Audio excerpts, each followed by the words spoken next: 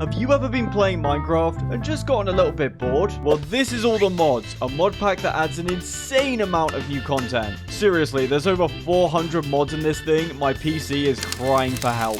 There's magic, technology, adventure, and so much more. Can I survive 100 days? Keep watching to find out.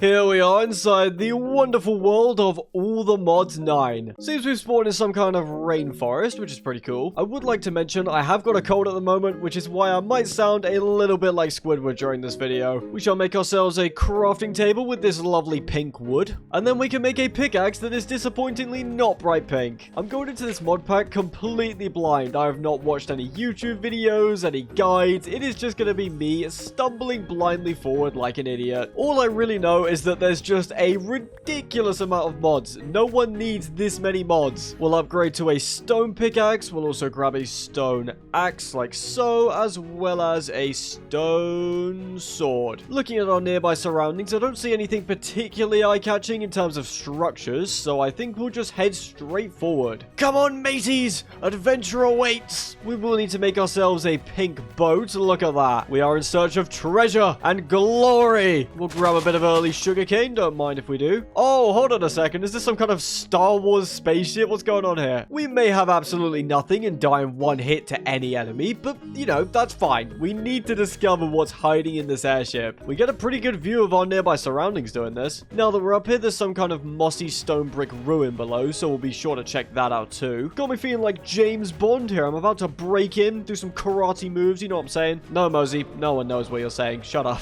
Oh, you know what? I actually remember this place from one of my other videos. Inside these blimps, and I can already hear them, there's a bunch of skeletons wielding axes. There's a spawner right there. No! Please break, please break, please. Thank you. We can at least handle one measly zombie. That's fine. There's another spawner through there. Let's block that off. We've got some spirit orbs from breaking that spawner, and a bunch of redstone. Yay! We also seem to have been given 2 spawner cages for breaking that one single spawner, which doesn't really make sense, but whatever. Oh, and I've just found the dark mode button for the inventory too. I'm sticking with this. This looks so much better. I've used my tactical skills to recognize that we can pillar up to the upper decks. You can see a few enemies there, but thankfully they can't get us because we've got this trusty wall. There's so many of them. Look at that. There's also a chest here with a bunch of weird stuff. There's blue emeralds. These are sapphires. There's a familiar stone, which I think will allow us to bring back dead pets, I would imagine. There's a cracked illager's gem, which can give us plus 1% to spell power. That's great. We've got a whole bunch of iron. That is lovely. There's also a Bane of Arthropods 2 iron sword.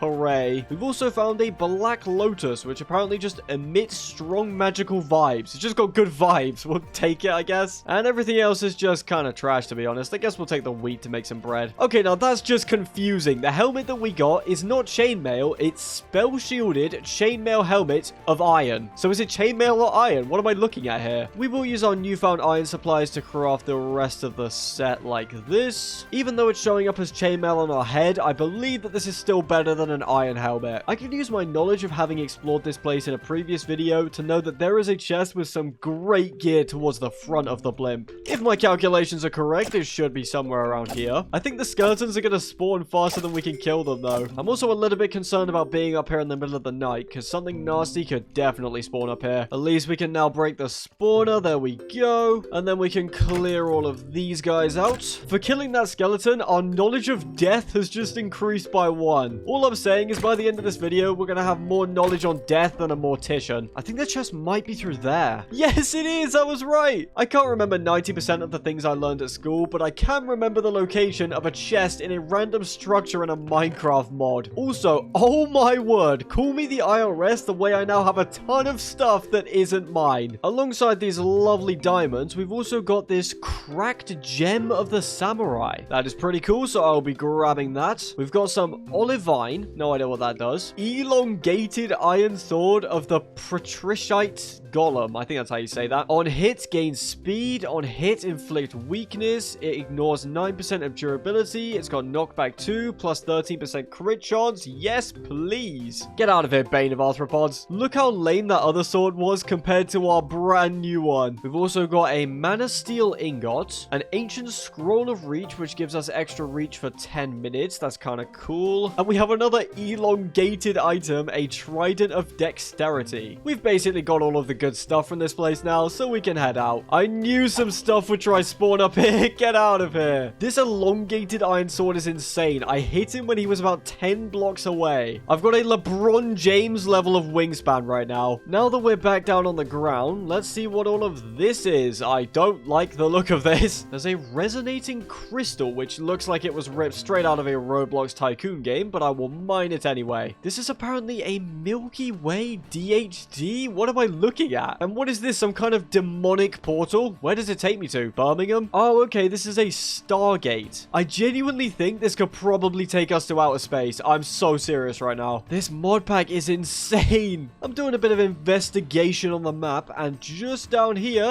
I see something that looks quite interesting. There's some ores down here. I have no idea what I'm looking at. We've got some blue stuff, some purple stuff, and some yellow stuff. And there's some bronzy looking stuff here. I'm sure we'll learn about everything as time goes on. I am going to craft up a loaf of bread, although unfortunately we can't actually get to full hunger. That must be the structure I spotted on the map. It looks like something out of Avatar. Nice, we've got some melons. They may suck as a food source, but I'm not complaining. I guess I am, kind of, because I just insulted them. Anyway, real quick, I am actually going to make a shield just so we can protect ourselves, because this looks friendly, but who knows what could be waiting for us in there. This shield is absolutely ginormous, so real quick, I'm going to add a resource pack that fixes that. I've just added the resource pack, and we're already getting jumped. Lovely. I shall use our reach sword. Stay back. He's got a stone axe, man. Go away. Oh, yes. Look at how... Oh, never mind. He died. I was going to say, look how far away we can hit stuff from now. You cannot get near me, my friend. We got an enchanted scroll of poison range 2. That's kind of cool. Since we're about to raid this place, and it's definitely got some unfriendly mobs in there, we might as well just use this now. Does it work like this? What am I doing? I need wizard scroll casting for dummies, please. Is there a guide? Is there something? I mean, it says to hold right click to cast. Cast. It's not working. I'm definitely just doing one really simple thing wrong, but I don't know what's going on. No, get off. There seems to be quite a few guys here. I don't really like that we have speed, because that's actually going to make it difficult not to fall off. Stay back. Oh, he just did half our health. Oh my word. I thought we would have at least had a moderate chance, considering we had full iron, but I guess not. We might as well take the free kills here. Die, all of you. They've got bones in their mouths. Look at them. They are barbarians, and they must be chopped down to preserve the integrity of... I'm just waffling. I'm always waffling, to be fair. Oh, we've earned a level, apparently. Okay, is this even Minecraft anymore, or has my game somehow been fused with a random copy of Diablo 3? There's lots of different magic stuff here, but the one I can see that is going to be useful is Gladiator. This just gives us a bonus to damage. I'm also looking at this alignment meter right now. I guess if we put too many points into some of the dark spells like Witch Doctor and Necromancer, we might go towards this skull. This is a learning experience, but we have a lot of learning left to do. We've also been given a reward for spending that skill point, so let's crack that open. And we got an enchanted book. This has Curse of Bones. You might be wondering why I'm chopping down trees, and it's because our first approach to that structure, which was combat, has completely failed, so now we're going to go ahead, build up, and cheese it. You know, I'm all for hard work until things get hard, and then I'm just going to cheat. Now, I am aware that there's many skeletons here, so I'm going to be careful. Oh, is that the loot there? That might be what we're looking for. Oh no, the skeletons have realized we're here. Becoming a little bit hard to see, which doesn't help. We can use our reach sword to kill these guys, which is nice. Oh no, we've been knocked down though. That's not great. That is not what we want. Get me out of here. Lord Nathaniel the Hungry has awoken nearby. He's right there. I mean, it said he's awoken, but I don't see anything right now apart from that beam of light. Anyway, we'll worry about Lord Nimrod the Hungry later. We've got better things to do right now. Yes, we can get the loot. There's an iron helmet that's not as good as our chainmail iron helmet. There's a quiver with some decent arrows, so we'll definitely be taking that. We also got this ancient tome that can give +1 sweeping edge. There's plenty of iron here. And there's also an armor trim, which we might as well swap out for this scroll that I'm too dumb to use. There's also a chest. Oh, now this seems sick. We've got an enchanted tablet of guard. Invoke a spectral wolf to protect the place. Oh, we're having that. There's no limit on it either. We've got a gapple, more armor trims that I don't need, another black lotus thing. I guess they'll stack, and a 0-point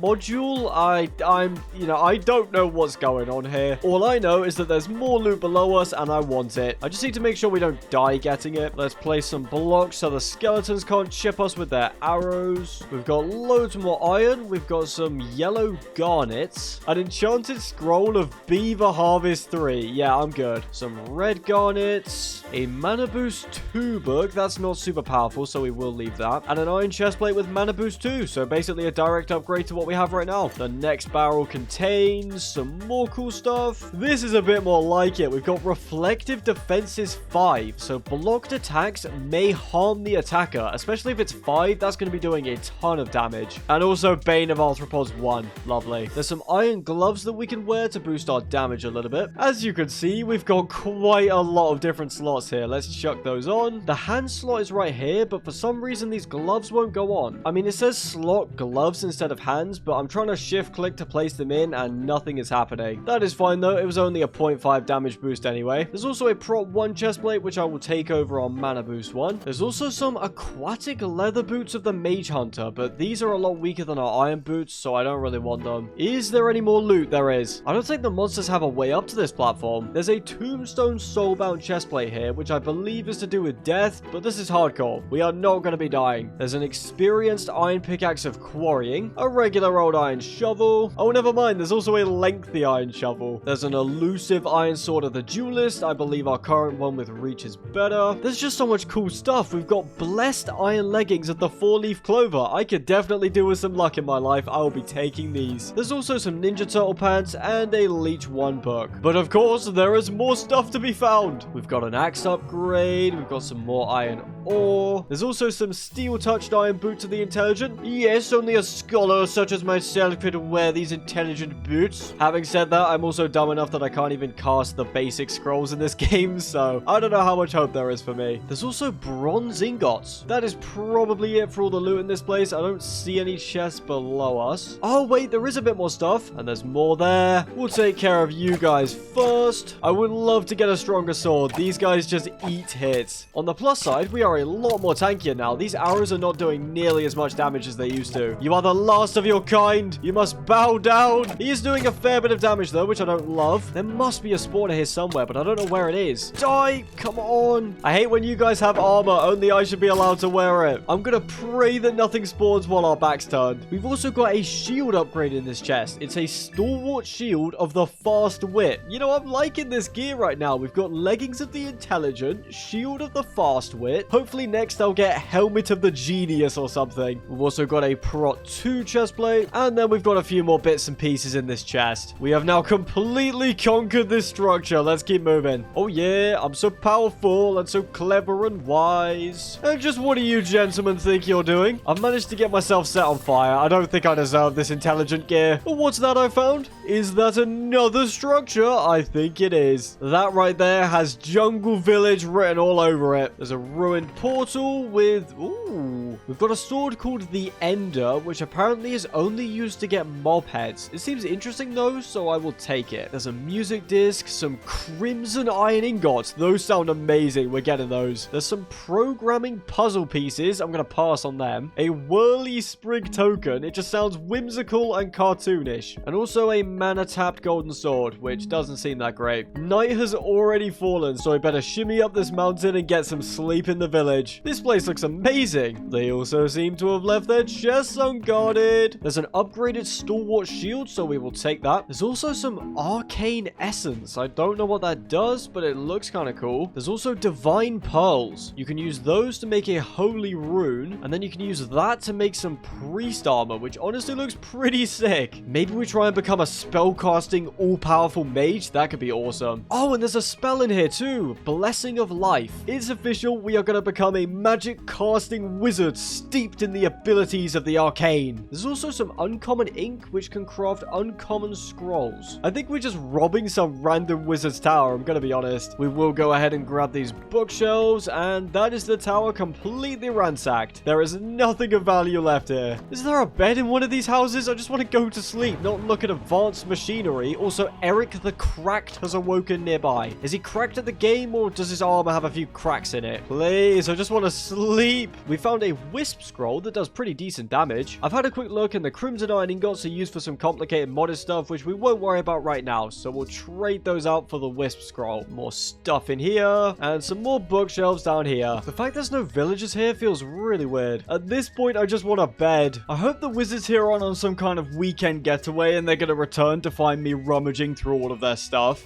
That would be rather unfortunate. They have crops here too. Yes! People say there's no such thing as a free lunch. Explain this then. Hello. Little bit awkward, but while I was in the wizard's village, I paused the recording to go grab a snack, and then once I got back, I forgot to unpause. It's been about 5 minutes. Nothing has happened. We did find this ruined iron helmet of health, which is pretty cool, as well as a bed. Apart from that, the only other change is that because my snack was a Nature Valley bar, I am now drowning in crumbs. Please send help. At last, we can sleep. Now, what is this thing? Please don't be some weird boss spawn. Apparently, this is just raw oil. Well, wait a second. Why do I hear helicopters? Oh my god, no. Ooh, if we run fast enough, we can probably escape the United States military. I have had to downgrade the shadows a little bit just because my game was starting to turn into a slideshow. I mean, I guess that's pretty much guaranteed when you're running a mod pack with over 400 mods. There is going to be a bit of jankiness. I'd definitely like to settle down and make some sort of permanent base, but I'm not sure where I want to build it yet. Oh, we can also ruin the lives of one of these sheep by testing out our new wisp scroll. It spawned a little yellow guy, and he murdered the sheep. I thought the scrolls were permanent, but they're a one-time use thing. I'm not sure how we get permanent magic, but I'm sure we'll figure it out. I wasted our wisp on a sheep.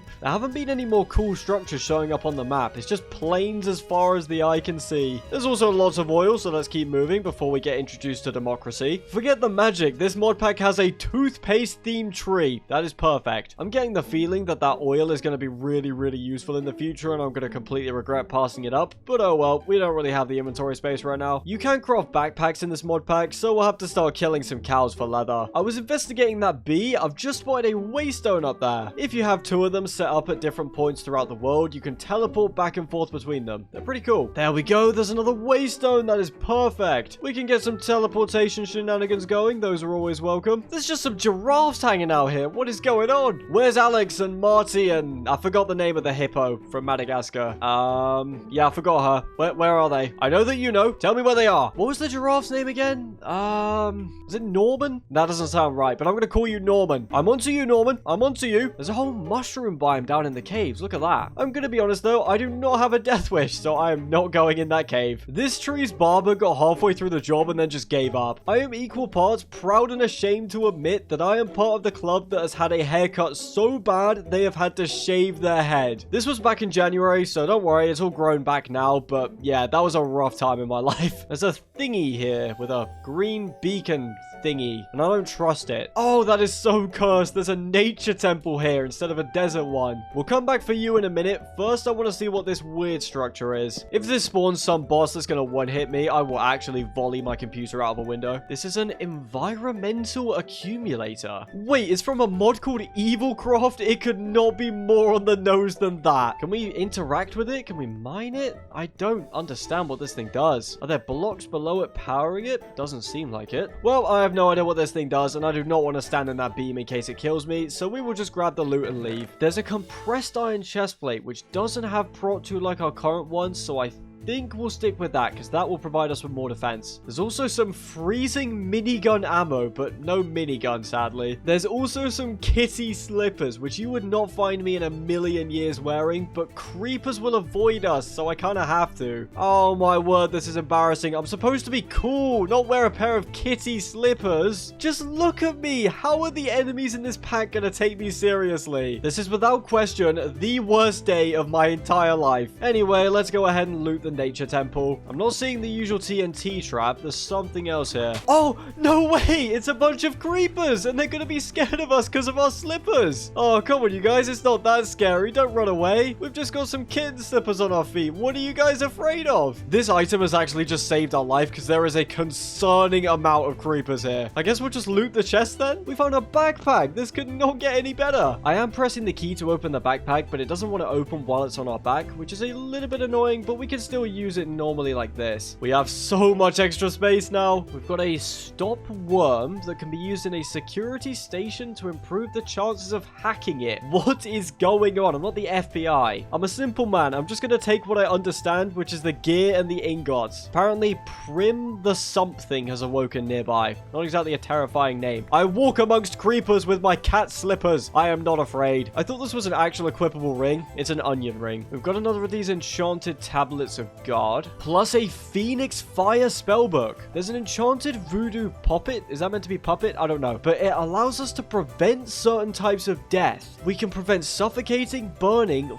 falling, and cold. It says to combine in inventory. I don't know if that just means to keep it in our inventory. I'll do that for now. I think I may have just worked out how to equip the gloves. Yes! There's a different slot for them. Instead of these ones, you go to these ones. That's not confusing at all. We've got iron boxing gloves on and cat slippers. We've also got yet another backpack for even more inventory space. And we may be able to equip the iron gloves twice. I'm not sure. And finally, we've got an umbrella to slow our fall. Oh, wait. I thought there was a second glove slot. There is not. I would love to try out our new Phoenix Fire book, but I do not want every single walking piece of explosive in here going off at the same time. We could test it from a safe spot here. We don't have enough mana for this. That's how strong of a book it is. That is fine. I'm sure we can get some enchantments to increase our mana. Okay, back out into the open air. Let's sail over to this tower over here because it's going to contain a waystone at the top. Let's eat our delicious onion ring for a snack, and then we shall clamber up the side of this tower like Spider-Man. For some reason, the ladders are just blocked off every now and again, which is a very weird design choice. Here we are. Let's claim our free waystone, and we can also see what kind of loot is here for us. Not all. There's a paraglider. That's pretty sick. I was gonna say not very good loot, but I've changed my mind. This is gonna be my first try using the paraglider, so if it fails, I'm gonna plummet straight to the ground. Please! Yes! We're actually flying! Look at that! It's a bit dim, but you can see there's a stamina meter to our left, so once that runs out, I believe we will just plummet down. Yep, there we go. That is such a cool item. I do want to try out our tablet to summon a wolf, because I don't know if this is a one-time use thing. Like the scrolls, it says right-click to summon. I am holding right-click and nothing is happening. Oh, I finally did it, but I think I summoned the wolf in the floor. There he is. I just had to hold the button down for a little bit longer than I thought. The wolf will just protect the nearby area. It won't follow us. Well, have fun exploring your new home, mate. Careful not to phase into anything. We did also gain a level for summoning him, so let's go ahead and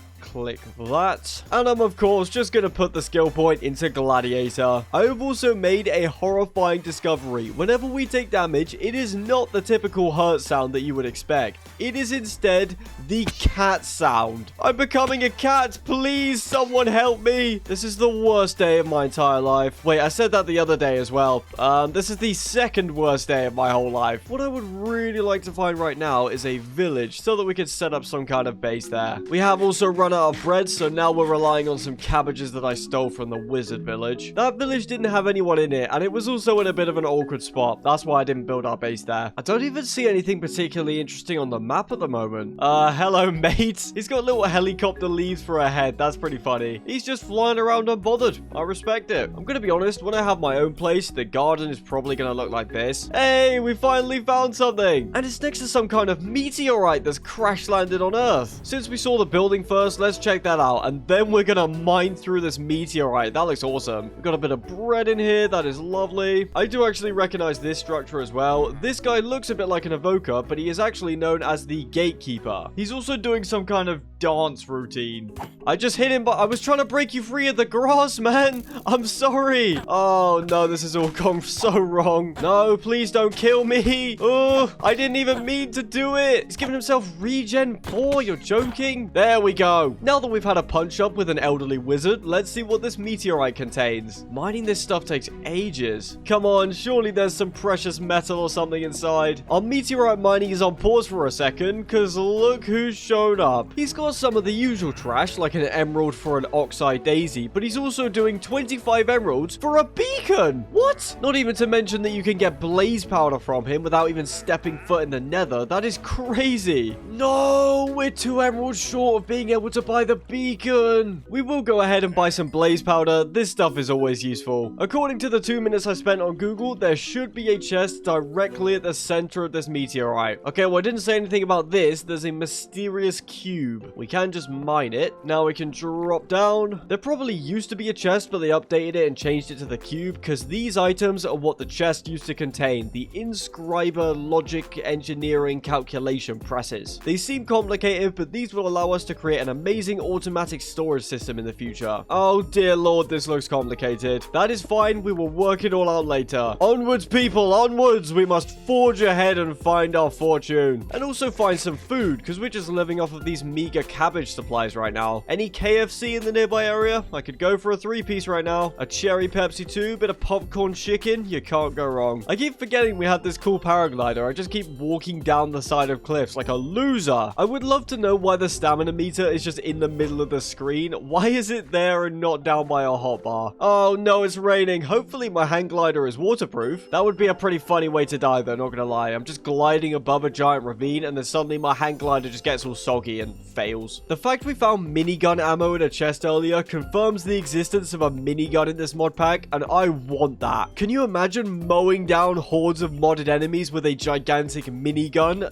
That would be, as Ryan Reynolds said, sublime! It's getting all dark and I don't really want to be attacked by Slenderman, so I am going to bed. Oh, wow, talk about a bad wake up in the morning. Get away from me. My question is, if you're a ghoulish wraith with years upon years upon years of pent-up hate and curses for the world, why would you attack the man wearing kitten slippers? He is obviously 10 times more deranged than you. Oh, there's a tower. Please have some food. I want to make a joke about Rapunzel's tower, but I did that in the last video I uploaded, and I don't really want to be known as the chronic joke reuser, so who else lives in a tower? I don't know. You know what? Let's summon our wolf to help us here. Unfortunately, the tablets are a one-time use. For Lord Tyrannical gem in this item frame, we'll grab that. A cracked Brawler's gem in this one. A Lunar gem in this one. Solar gem. This chest is not trapped, so we should be all good to pop it open. Oh no, I heard TNT. Get out, get out, get out, get out, get out. No! Where was the TNT even hidden there? Was it under the floor? I popped the chest, I heard the hiss, and I just ran for my life. I didn't see anything particularly good in that chest, so I'm not too torn up about it. Okay, spectral, slightly see-through wolf. Have a good time patrolling this place. I don't really know what else you're gonna do. When you look at stuff in this mod pack, it tells you what it is at the top of the screen, as you know, but the chest didn't say that it was trapped. I don't understand how TNT could have activated there. I thought it was completely safe. You live and learn, I suppose. Although I nearly didn't live, I just belted down the stairs as fast as I could. We are pretty much all out of food now. This is not great. Look, it's a snake. You a friendly snake? You gonna bite me? No, you're not. I keep getting distracted by really stupid stuff. I'm supposed to be finding us a village here, and then every 5 seconds, I'm like,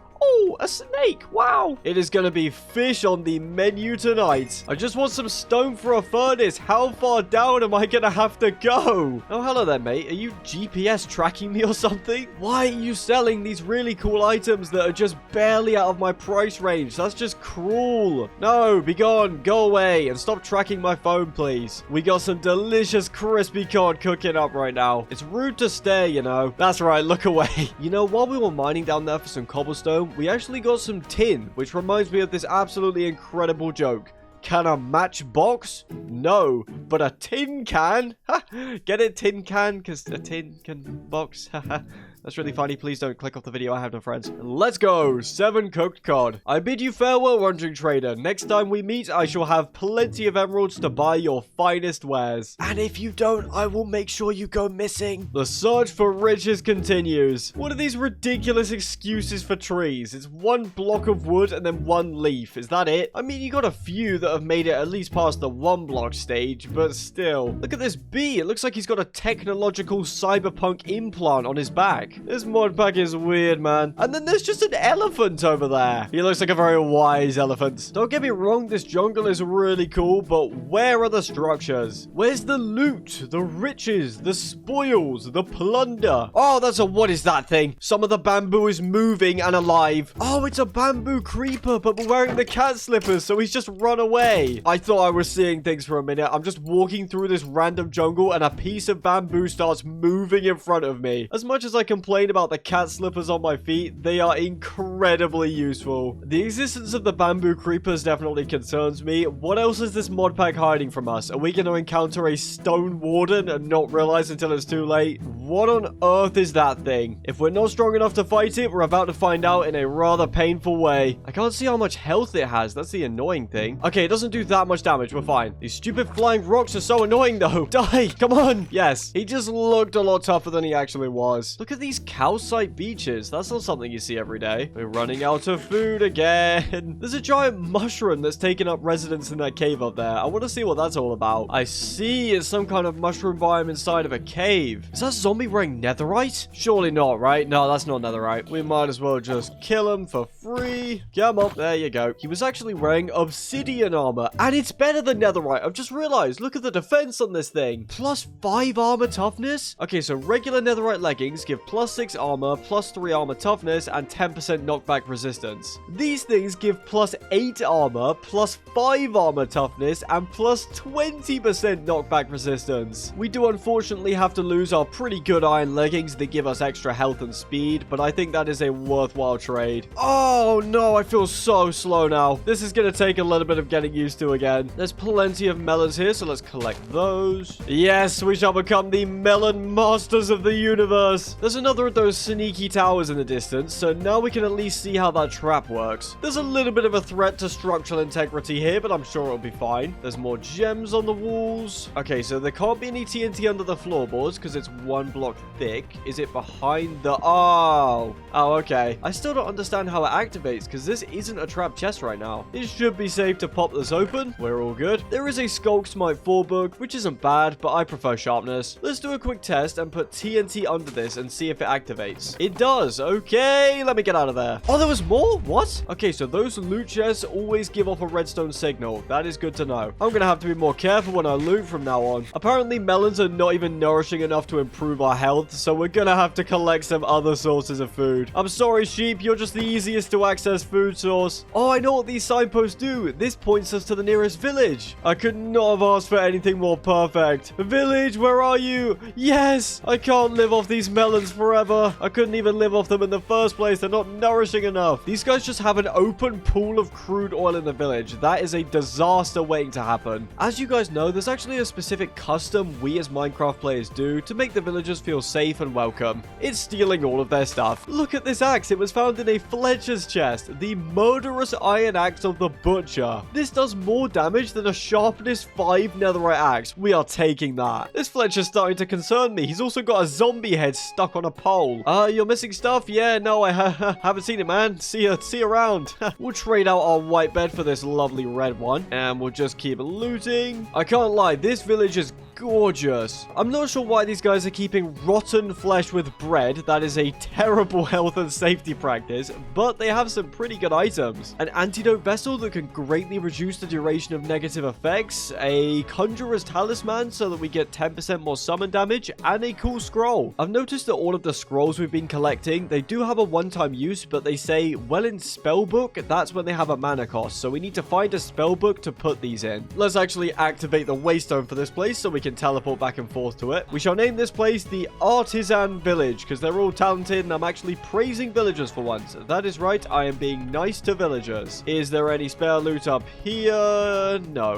Why are you guys doing whatever this is? That is really weird to look at. It's an eldritch villager and it's multiplying. We gotta watch ourselves in this place, man. We are definitely gonna set up camp here. This is a perfect place. I genuinely would love to meet the person who's so dedicated to Minecraft bees they made this massive mod with just a billion different types of them. It's actually really cool. You knew exactly what you wanted out of your mod and it was as many bees as humanly possible. Hello, small child. Do not report my thievery to the authorities. No. Mozi, would you steal food from a 5-year-old living by himself? Of course I wouldn't. Unless I need it more than him. A new day is upon us. It is time for us to make our base. I don't want to spend too long building because that's just not that entertaining for you guys, but I do want to set up a decently sized base. For all the mods that this mod pack has, it does not actually have a tree chopping mod. We gotta break every block one by one. This is painful. The one thing that's gonna hurt me is that the village church is probably gonna be nicer than whatever I make. I'd quite like to build our house in a hill because then we can just mine around for any extra space that we need, but this area is quite flat. Well, it's quite flat apart from the gaping crack in the middle of the village. There is not a single hill in this area. Are you kidding me? And why is there a witch just hanging out in the forest? Go away. This sucks, but I can't really go anywhere else. This is the first village that I found, and I don't want to try adventuring out again to find another one. What on earth happened to you? Can we break him free? Oh, I just killed him. Apparently, the guy that's contained in the amber is unemployed. Imagine that being your Minecraft mob title. You're not a cool zombie or a skeleton. You're just unemployed. We're now carrying around the unemployed in our back pocket. I've wandered a small way away from the village, but I have finally found a hill where we can make our base. We'll go ahead and dump all of our stuff so we can get a free inventory. And so begins construction. We are going to have to shovel away a fair amount of dirt at the entrance because I want it to be a bit more impressive and perhaps even foreboding. It could almost be like a secret lair of sorts. Part of the reason why I've chosen to go for a cave base is because my houses lately in my videos, they've all just started to blend together a little bit. I want to mix things up. I do sort of wish I'd chosen something a little bit easier though. Here we go. We're shoveling out the entrance now. Unfortunately, there's a bunch of aluminium ore at the entrance instead of just good old-fashioned stone, so we gotta remove that. And yes, because I'm British, I say aluminium instead of aluminum. Alright, don't get on my case in the comments, please. We do need to get ourselves a bit of charcoal because I want to start turning all this cobblestone into regular stone. The wandering trader has shown up again. Hello, Frank. That's your name. Let's see what you've got. Well, ladies and gentlemen, I think it's time we put the base building on hold for a second because we need to acquire this diamond pickaxe. Efficiency 5, mending, fortune 4, unbreaking 5, boon of the earth 4. Whatever that means, it sounds like a good thing. We have 20 emeralds right now, which means if we sold sticks to Fletcher's at a price of 32 sticks per emeralds, we would need 10.5 stacks of sticks to get all the emeralds we need. I've got him in a boat now, although unfortunately I hit him while I was doing it, so now his llamas are pretty annoyed at us. That is fine though, we will be back shortly to conduct business with you. First of all, we need a bit of flint so that we can make fletching tables. Come on, give me flint. We're on a time schedule here. There we go. We just need to earn 25 emeralds. We can do this. There is a boon of the earth diamond pickaxe on the line here. I don't even know what that does, but I know that I want it. We're up to 30 emeralds now. Just 15 to go. Come on. Buy more sticks. Buy more sticks. Buy more sticks. If you're wondering why I'm trading at a snail's pace, it's because if you do it too fast in this mod pack, the game tends to glitch out and not give you all the emeralds that you're owed. Just 7 more now. We can do this. We can absolutely do this. This guy's looking at me like, why are you destroying the nearby ecosystem? For money, my friend. Why else? If that wandering trader disappears, I'm going to be so sad. We've got 42 emeralds now. We have maxed out this guy's stick trade, which means we need to steal his workstation. We have the sticks. We just need a willing villager. No, it's turning nighttime. Please get a job before you go to bed. Yes? No, that's the wrong trade. You are not leaving this room until you give us the stick trade. Come on, man. Yes, there we go. Okay, 1, 2, 3. We've got the emeralds. Let's get out of here. See you later, sucker. Thanks for the money. Even though we got a fair price for it, so I don't really know what I'm talking about. But anyway, let's go.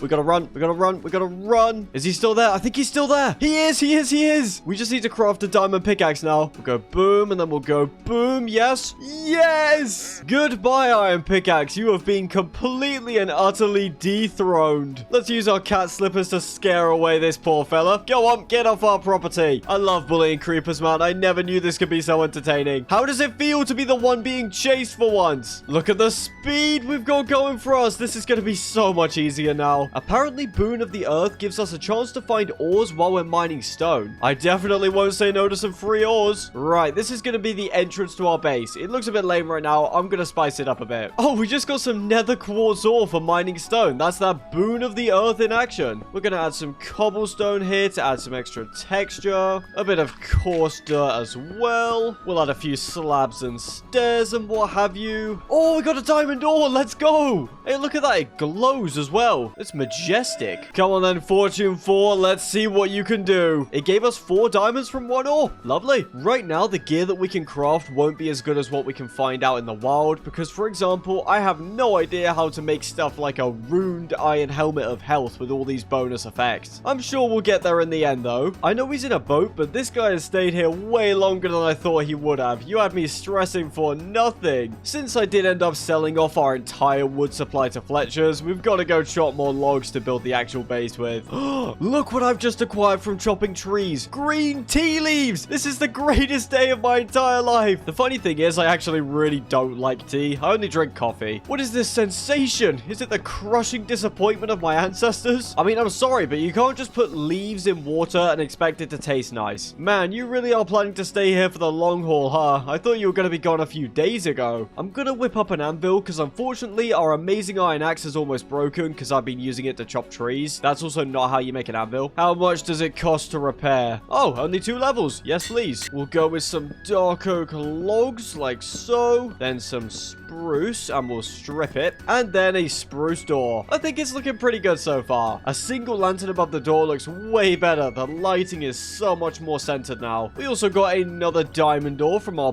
boon of the earth pickaxe. And that is going to give us just 1 diamond. Okay. Fortune 4, you have disappointed me. I don't want to use a ton, but I would like to use a bit of modded wood in our build. These rubber logs should do the trick. That's actually what they're called, by the way. This is going to be a pretty big excavation job. I cannot imagine doing this with regular iron pickaxes. I am so glad we have this amazing diamond one. What is going on here? Okay, our house connects directly to a ravine. I did see this from the outside, but I didn't think we were going to end up mining into it. That's fine, though. That actually means we don't have to mine as much, so this is a positive development. The walls shall be spruce planks, and we might mix in some strip spruce logs too. And I actually only want the ceiling to be 3 blocks high, so that this is a bit more of a cozy atmosphere. These rubber planks make for pretty solid floorboards. I don't think they're actually rubber, because that would be kind of weird. Oh no, the wandering trader just died. Well, we got the diamond pickaxe, so I'm not exactly bothered. Let's mine up some more diamond ore, and we'll upgrade from our iron chestplate to a diamond one. Unrelated, but I have actually learned how the gems work. You need to use a piece of armor that has an empty socket. You add that to a smithing table as well as the gem, and there you go. This chipped lunar gem will give us plus 20% speed to our iron boots. The only thing I don't know yet is how to add sockets because our diamond chestplate doesn't have any. We have several pieces of armor that give extra mana now, so I want to see if we can finally afford to use this Phoenix Fire book. Does it work? Summon the flames. Oh, it does work. Let's put this out before we burn the forest to the ground. That is pretty cool. We can actually use this book now. I'm not sure how effective it really is, considering fire damage isn't the best thing in the world and it's quite unpredictable, but it's cool to have. Once again, we have unfortunately run out of wood, so it's back to the lumberjack life. Oh, Earl Tiara the Lazy is awoken nearby. She has been outlined for us, so we could actually pop over and say hello. Right, come on then, Earl Tiara. Let's see what you've got. I did leave our golden apples at home, so we're gonna have to be careful here. Fortunately, the slowdown effect from our sword combined with our super powerful axe is gonna make this a pretty simple fight. Oh, you've got 1 health left, mate. You're out of here. The Earl dropped us some boots as well as a heart for some reason. These boots do actually give us plus 25% speed, so we will slap those on. Oh, yes, we've got pace now. Look at this. Usain Bolt who? Barry Allen who?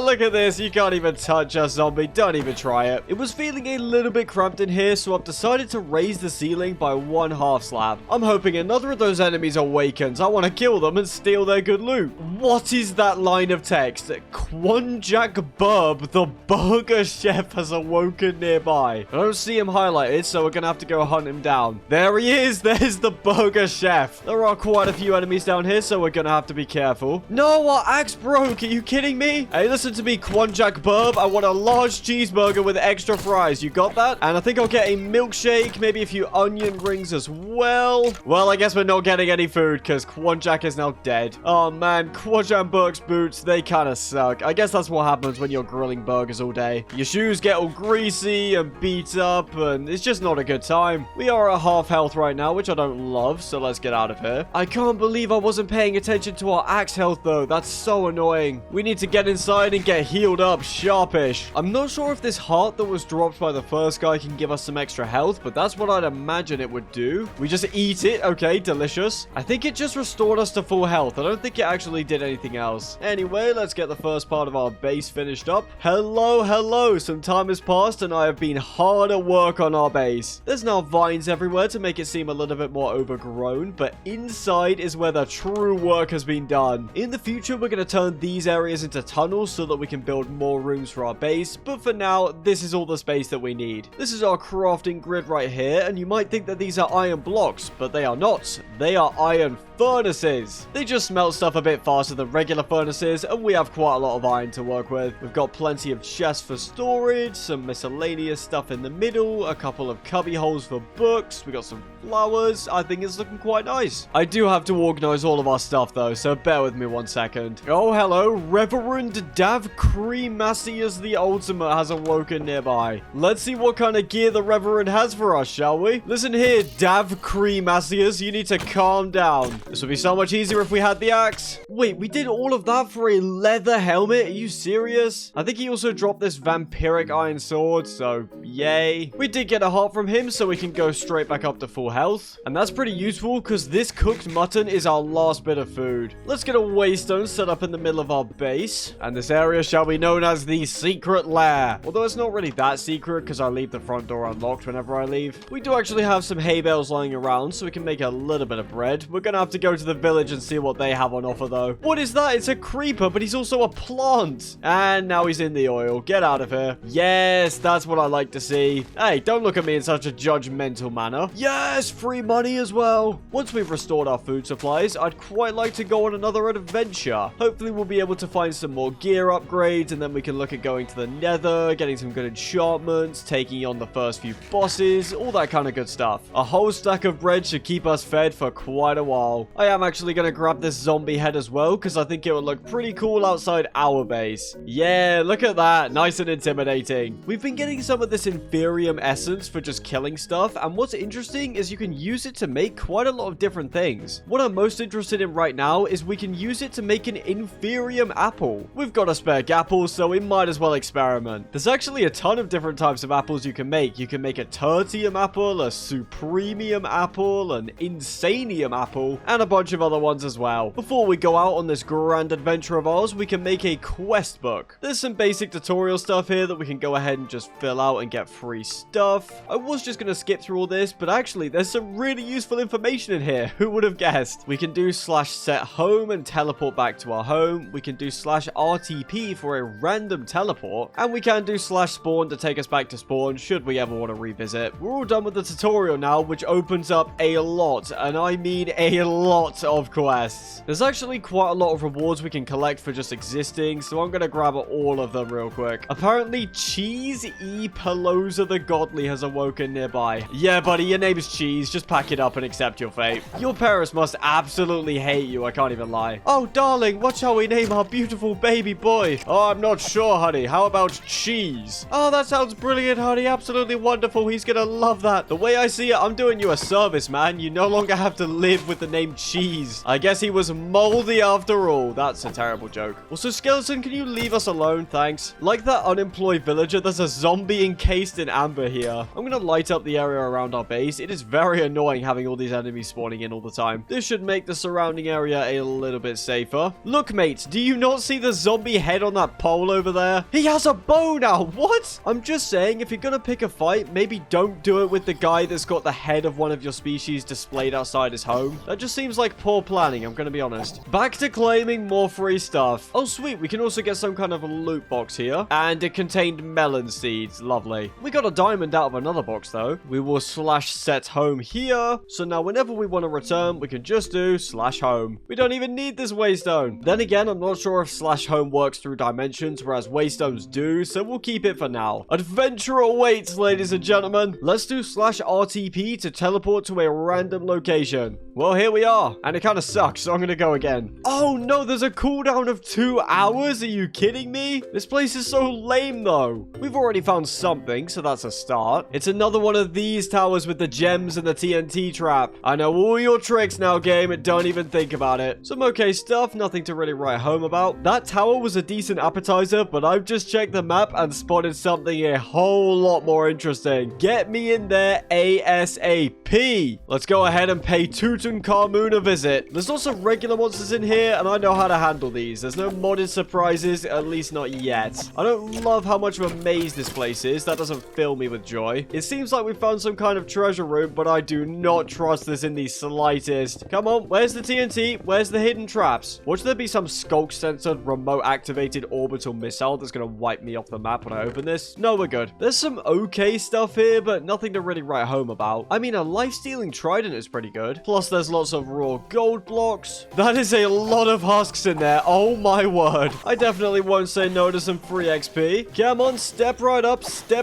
to get sliced and diced. There is a lot of gold here. I just wish I had a stronger weapon. This skeleton has absorption 4, strength 2, fire res 3. What is going on? We are genuinely better off just blocking him off so he can't get to us. How are we supposed to kill an absorption 4 resistance 2 enemy? More gold. That's lovely. I'm actually making the connection now that this desert temple is like an ocean monument but made out of sandstone. I love just being able to rip through the walls with our pickaxe. It's not got the strongest or the best stuff in the whole world, but it's been pretty decent. There seems to be a village nearby, but that's not really going to have anything. Why are they dressed like that? This villager is apparently a computer scientist. You gonna sell us an RTX 3080? No, sadly not. Oh wait, but he's gonna sell us monitors. There is so much entertainment value in just how random this mod pack is. 1 minute it's like, oh, here's some spells and magic, and then it gives you a computer scientist villager selling monitors, and then it's like, here you go, bro, here's a zombie named Cheese, go wild. The Ender Dragon's probably wearing a wizard hat, wielding a minigun, and his name's probably William. That really would not surprise me at this point. Shouldn't you guys be out launching yourself at the green pigs? No? Okay. I do see pillagers up ahead. There could be a potential campsite, or maybe it's just a patrol. Well, either way, they're all dying. It is a standard pillager outpost, nothing more, nothing less. Yeah, I don't really care about you guys, I'm going to be honest. I'm just going to steal all of your loot. They've got a superstitious hat. It applies an extra level of looting to killed enemies. That's really good. I now look even stupider than before. Oh, we've got a heavy chain. We've got some drip. There's also a Starfall scroll, and that is pretty much everything. I really hope this green apple's got some amazing effects, because I'm going to be saving it till we're on about 1 HP. Let's grab all of our free gems from this place. It's the same old, same old. We found a Smack 4 book. That's what these hands have got. You already know. Except it just increases the boost applied to trains. It's not actually going to let us slap enemies at a supersonic speed. Disappointing. There is apparently something on the coast over this way. Some kind of desert house. A little bit of a jump scare there. You must be the owner of this place. Oh, why have we taken so much damage? Oh, apple, please. Oh, wait. This bow gives us the wither effect, and it makes it look like we have way less health than we actually do. At least we can confirm that the green apple actually is good. I have no respect for these guys. I'm just going to plow through the wall. Wow, what a great machine. A redstone comparator on top of a piece of basalt. These men are geniuses. Hey, an Unbreaking 3 book. I'm more than happy with that. And a little bit of iron to finish it all off. Also, what is this bed placement? If you wake up in the middle of the night, you are smacking your forehead on the stairs. We are now sailing the 7 seas. There's a weird thing there, and I don't know what it is, but I want to find out what it is. I think it might just be an oil deposit. That is exactly what it is. Anyway, back to the desert we go. If only there were economies and nations in this mod pack, then I could make a fortune selling all of that oil. Our main goal right now is to get a stronger weapon, because this iron sword is decent, but it's definitely leaving a lot to be desired. It does give the enemies weakness, which is useful, because they hit us for basically nothing, but we're also hitting them for basically nothing. The sword has good effects, but the blade is dull and unsharpened. It's just endless trees and bushes here. This sucks. Although actually, there are quite a lot of cows about, and we could really do with getting some leather. Not only to make some upgraded backpacks, but also a spell book to store our scrolls, item frames. There's lots of things we need leather for. Hello, cows. Please don't mind if I kill you. I don't think there's one accent that I'm even moderately good at. I've just made the realization that that giraffe from earlier that I was calling Norman, that's not his name. His name's Melvin. I used to love Madagascar as a child. I don't know how I've managed to mess that one up. Well, you can get smarter, but you can also get stupider. Oh my god. I see 3 interesting things on the map right now. This wooden temple thingy, some kind of illager campsite, and this pig. I don't know why. He's just interesting to me. I don't love the look of that temple. Looks a bit evil. Well, what's the worst that could happen? The worst that could happen is us dying and losing the entire world, but that won't happen. We'll be fine. Why am I already breaking into redstone traps? What is going on here? We must be wary of any traps. They could strike at any moment. I mean, all of these dispensers are full of good things. I'm gonna set this off. Please don't do anything bad. Okay. Oh, I see. There's a few arrows of harming in them, a few different types of bad arrows, but apart from that, they're full of good loot. We'll just break every single one of them. I probably shouldn't have done that because now it's going to take forever to look through all of the loot. This spellbook looks sick, but judging by the amount of runes in it, we may well not be able to afford it. Check out this item right here, the Nebulous Heart. Now, what do you think we can craft with this thing? I'll give you a moment to think about it because trust me, you will genuinely never never guess. Here's what you can make. Barrel assembly for a handgun. Why the use of Enderman hearts is required, I do not know. If we can find the right pieces, we can wield magic in one hand and a pistol in the other. A blue tier mob has reportedly spawned nearby. His name is Elton. I'm not seeing the beacon to tell us where he is though. Where is my man Elton? He must be somewhere in this forest. If we get close enough, he'll be highlighted, so as long as we cover a general area, we should be able to find him. Oh, this is that whole pillager thing. We'll be back for this in a minute. I'm just trying to track down Elton right now. If we can kill him, we'll get some pretty decent gear, although he'll be a lot stronger than what we faced so far. Come on, Elton, where are you hiding? Asphalis has also awoken nearby, but that's a green name, so I don't really care. Oh, but of course we can see Asphalis, the absolute noob. I want Elton. Look at that zombie. He's a chunky boy. Okay, there's quite a few of you guys now. This is a little bit annoying. I am not trying to get jumped in the middle of the forest. No, thank you. I genuinely cannot find Elton. He has escaped our wrath. You win this time, Elton. You win this time. Right, let's see what's in the hidden chamber of this temple. Oh, why is the TNT going off? Nope, nope, nope, nope. Okay, well, I guess we'll never know what the loot was at the bottom of this. Either there was some kind of observer trap in there, or maybe I dropped a block down while I was mining and it hit the pressure plate. More importantly, it is a fresh new day, and we've got some illagers to kill. Since you guys have chosen the amazing tactical position of being sat in a hole while I spam you with arrows, I'm just gonna claim this for free. Stop resisting, you only make this more difficult for yourselves. Oh, nah, you got put in prison? That is rough, mate. Oh, sweet, we got a ring. Slain creatures drop plus 25% experience. Lovely. This guy's just gonna sit here and watch as I loot everything. You wish you were me. You wish you were me. Actually, I'm wearing a leprechaun hat and cat slippers, so he probably doesn't. This is a lob creeper spell. You're telling me we can throw creepers at people? Count me in. There is a lever here. Maybe this will release him. Oh, wait, it's just for decorative purposes. Anyway, we need you out the way, so please die. We'll just check for traps. I think we're good. Got a level 4 Scorch Scroll. That seems decent. Diamonds, a backup sword for when our current one starts to get really low. Overall, this is some pretty good stuff. Plus, we can't forget about all of this free gold. Farewell, Illager Camp. This is probably going to be haunted soon. It gives me that kind of vibe. Lots of cobwebs and rubble and that kind of thing. The search for more stuff continues. Hey, we got a regular old ruined portal over here.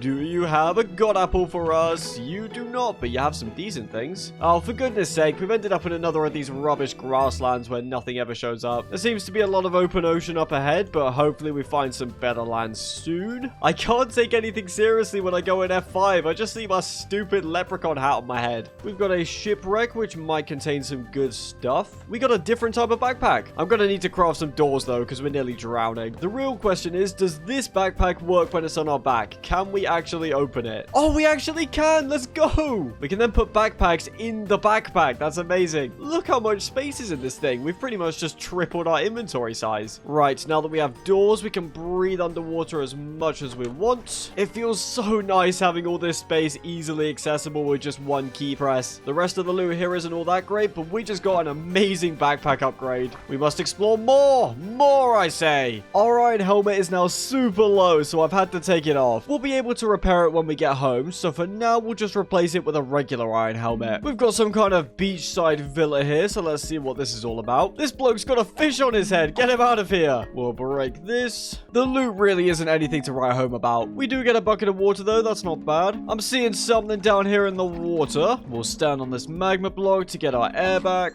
We found explosive minigun ammo, but still no minigun. There's a scroll here with a bunch of stored experience. This could be quite good. Right, this is the lost page of DOS. Let's see what we can get. How much experience will we be awarded? We just got a whole 10 levels. That is lovely. We went from level 29 to 39. Enchantment levels in this mod pack can go up way higher than usual. In fact, I believe they've reached their limit at 45, but that could be incorrect. They may well go even higher. I also realized I never tried to cast this spell. Can we afford it? We can. I think this probably has to make contact in order to actually do anything. Oh my god. This thing is going to do some serious damage. This seems way better than the Firebook. I spent another 4 days exploring, but there really wasn't much of interest. I did come across a few useful things though. For example, this goddess statue, which allows us to exchange spirit orbs that are dropped by mob spawners for permanent extra hearts. I also discovered this spell book, which I renamed the Yeetinator for fairly obvious reasons. With all that said, let's get back to the live commentary. Right, we are now back home looking as ridiculous as ever, and we have a lot of stuff that needs sorted out. Now that all that's done, there's a few things that we need to do. First of all, we can craft the iron-bound spellbook so we can finally start storing and using our scrolls. In order to add spells, we will use this inscription table that I definitely didn't pilfer from a random village. We add in our spellbook, as well as the scroll that we would like to add. We can finally add all of these cool scrolls that we've been storing up. I have gone for Starfall, Magic Arrow, Blessing of Life, Acid Spit, Firefly Swarm, and Lob Creeper. Now we simply press V. Here we go, we're casting the spell.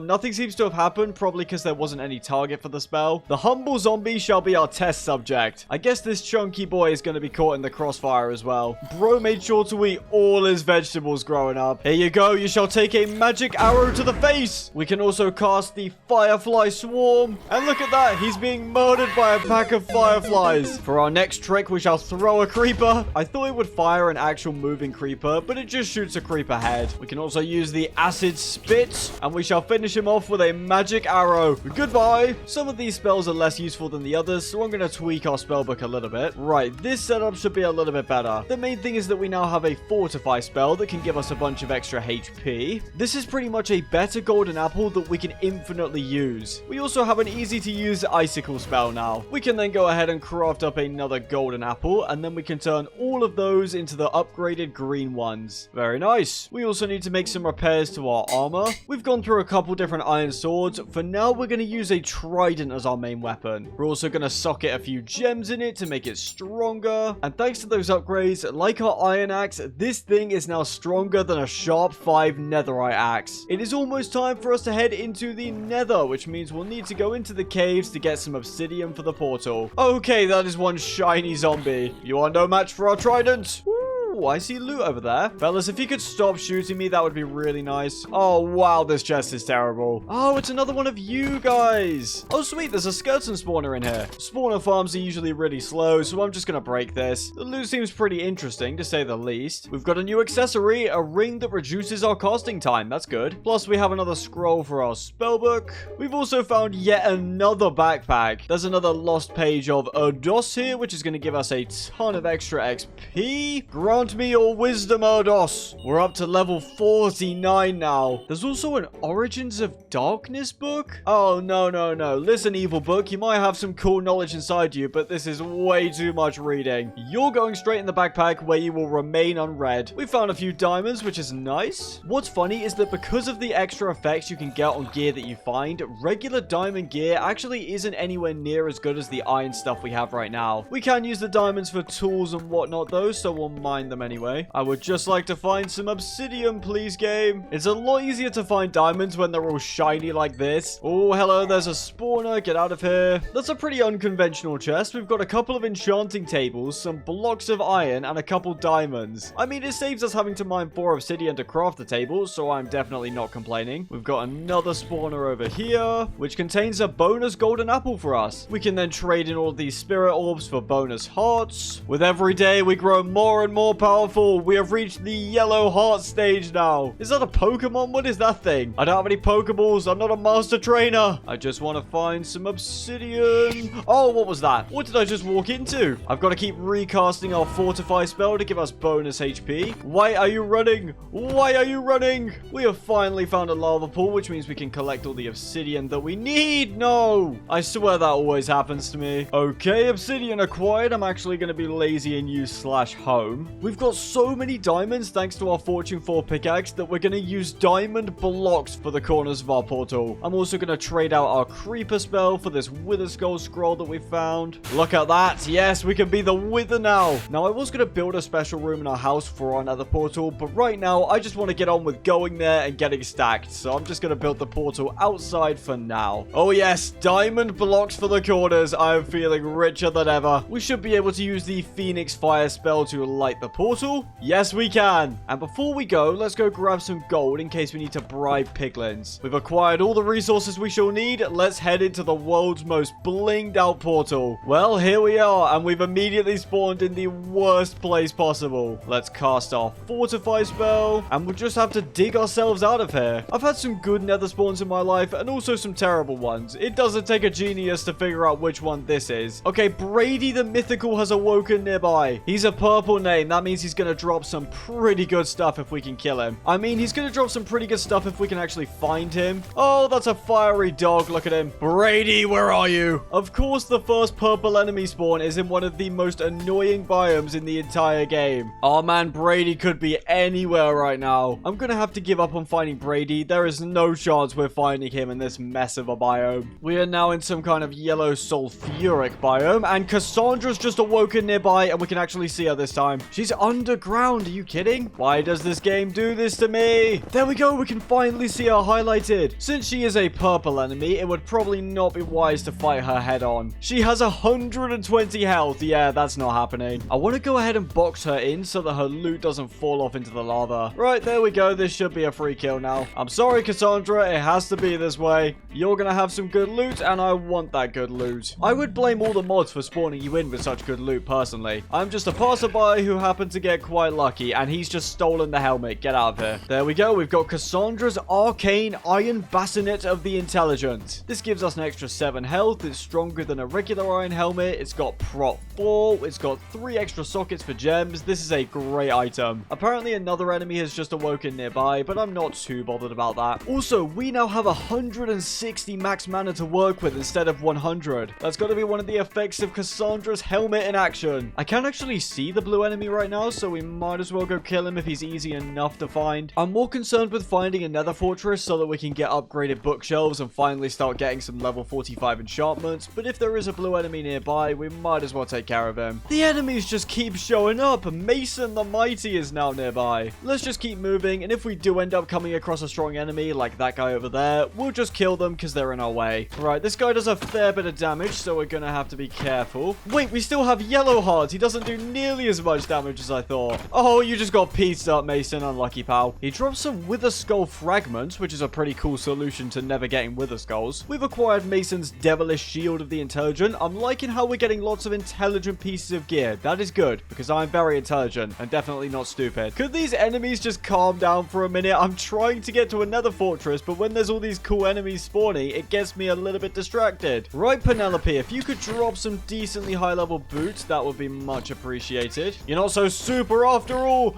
I am the superhero here. We got some leggings, which aren't bad, but our obsidian leggings are way stronger. And also a Thorns 1 shield. Yay. We're also up to 205 max mana now because of the extra gear that we've got. Let's go ahead and boat down to the lower levels. I just want to find another fortress. That's all I'm after. Oh, there's a local fight going on, and that guy lost. Look at this parkour. Oh, this stuff is apparently dimensional shard ore. Apparently, Allison the odd smelling has awoken nearby. She must be a League of Legends player. That would explain it. I probably should have traded with a piglin for a fire res potion because these lava oceans are proving to be a bit of an annoyance. I am seeing a structure nearby with a high concentration of wither skeletons, so we'll make our way over to that. There she be, mateys, the ship of the wither skeletons. Let's just spam icicles at these guys. Then we'll give them a quick firefly storm like so. Yes, I love being able to cast magic. I have looted these wither skeleton pirate ships before. These netherite boots might look good, but they're filled with curses. Look at that, curse of binding and curse of vanishing. However, the beauty of all the mods 9 is that there's an item called the prismatic cobweb, which is really easy to craft, and we can use it to remove curses. For once, these boots actually aren't worthless. We've got some ancient debris in this chest. That is lovely. There's also a lost page of Erdos with 35 experience. I'm pretty sure that's about 2 bottles of enchanting, if that. There's also a bastion map, but I'm not too bothered about bastions. There's also a familiar receptacle that contains the soul of a demonic husband. I think I'm gonna pass on this item. There's more ancient debris in here, and a nether fortress map. That's perfect. And finally, there's a few fire res pots that we can take. There's some kind of weird enderman entity thing over there. Well, I don't understand what it is, so I'm gonna go kill it. By the way, there's a very weird visual glitch that I've been getting. I think it's because of the shaders. I'm not sure. You can see that whenever I'm on fire, there's a weird line of dots along the screen. screen. And now Sheila, the professional animator, has awoken nearby. What are you doing? Why are you in the nether? Aren't you supposed to be working on the Spider-Verse movie or something? Anyway, let's murder this guy. That is freaky. Look at the way he walks. Come on, Nether Fortress map. Show us the good stuff. The map's been stuck on searching for multiple minutes now, so I don't think it's gonna work. Mother Jacob the Shimmering is awoken nearby. These names just get stupider and stupider. Mother Jacob is apparently a blaze as well. That's very interesting. Actually, I'm pretty sure we've just stumbled across another fortress. This is definitely modded, and there we go. We've got the advancement. We are here for Mother Jacob. The fact you're purple doesn't scare me. Let's cast a quick fortify and make us even stronger, and then we'll just start spamming her with ice. The blaze is one weakness. This does barely any damage, I'd like to point out. There we go. Jacob also dropped an iron helmet, which doesn't make any sense because blazes can't wear armor, but that's nice, I guess. We need to go ahead and collect a whole bunch of blaze rods because we're going to be needing them in order to craft hell shelves. We do also need potions of regeneration, so we're going to have to kill quite a few ghasts. We'll also need some nether bricks for the hell shelves. We got a new scroll in this chest. That seems pretty decent. Hey, look at that. That wither skeleton has diamond boots. He's got some drip. It's not going to matter though. Oh, sweet. We got an actual gear upgrade.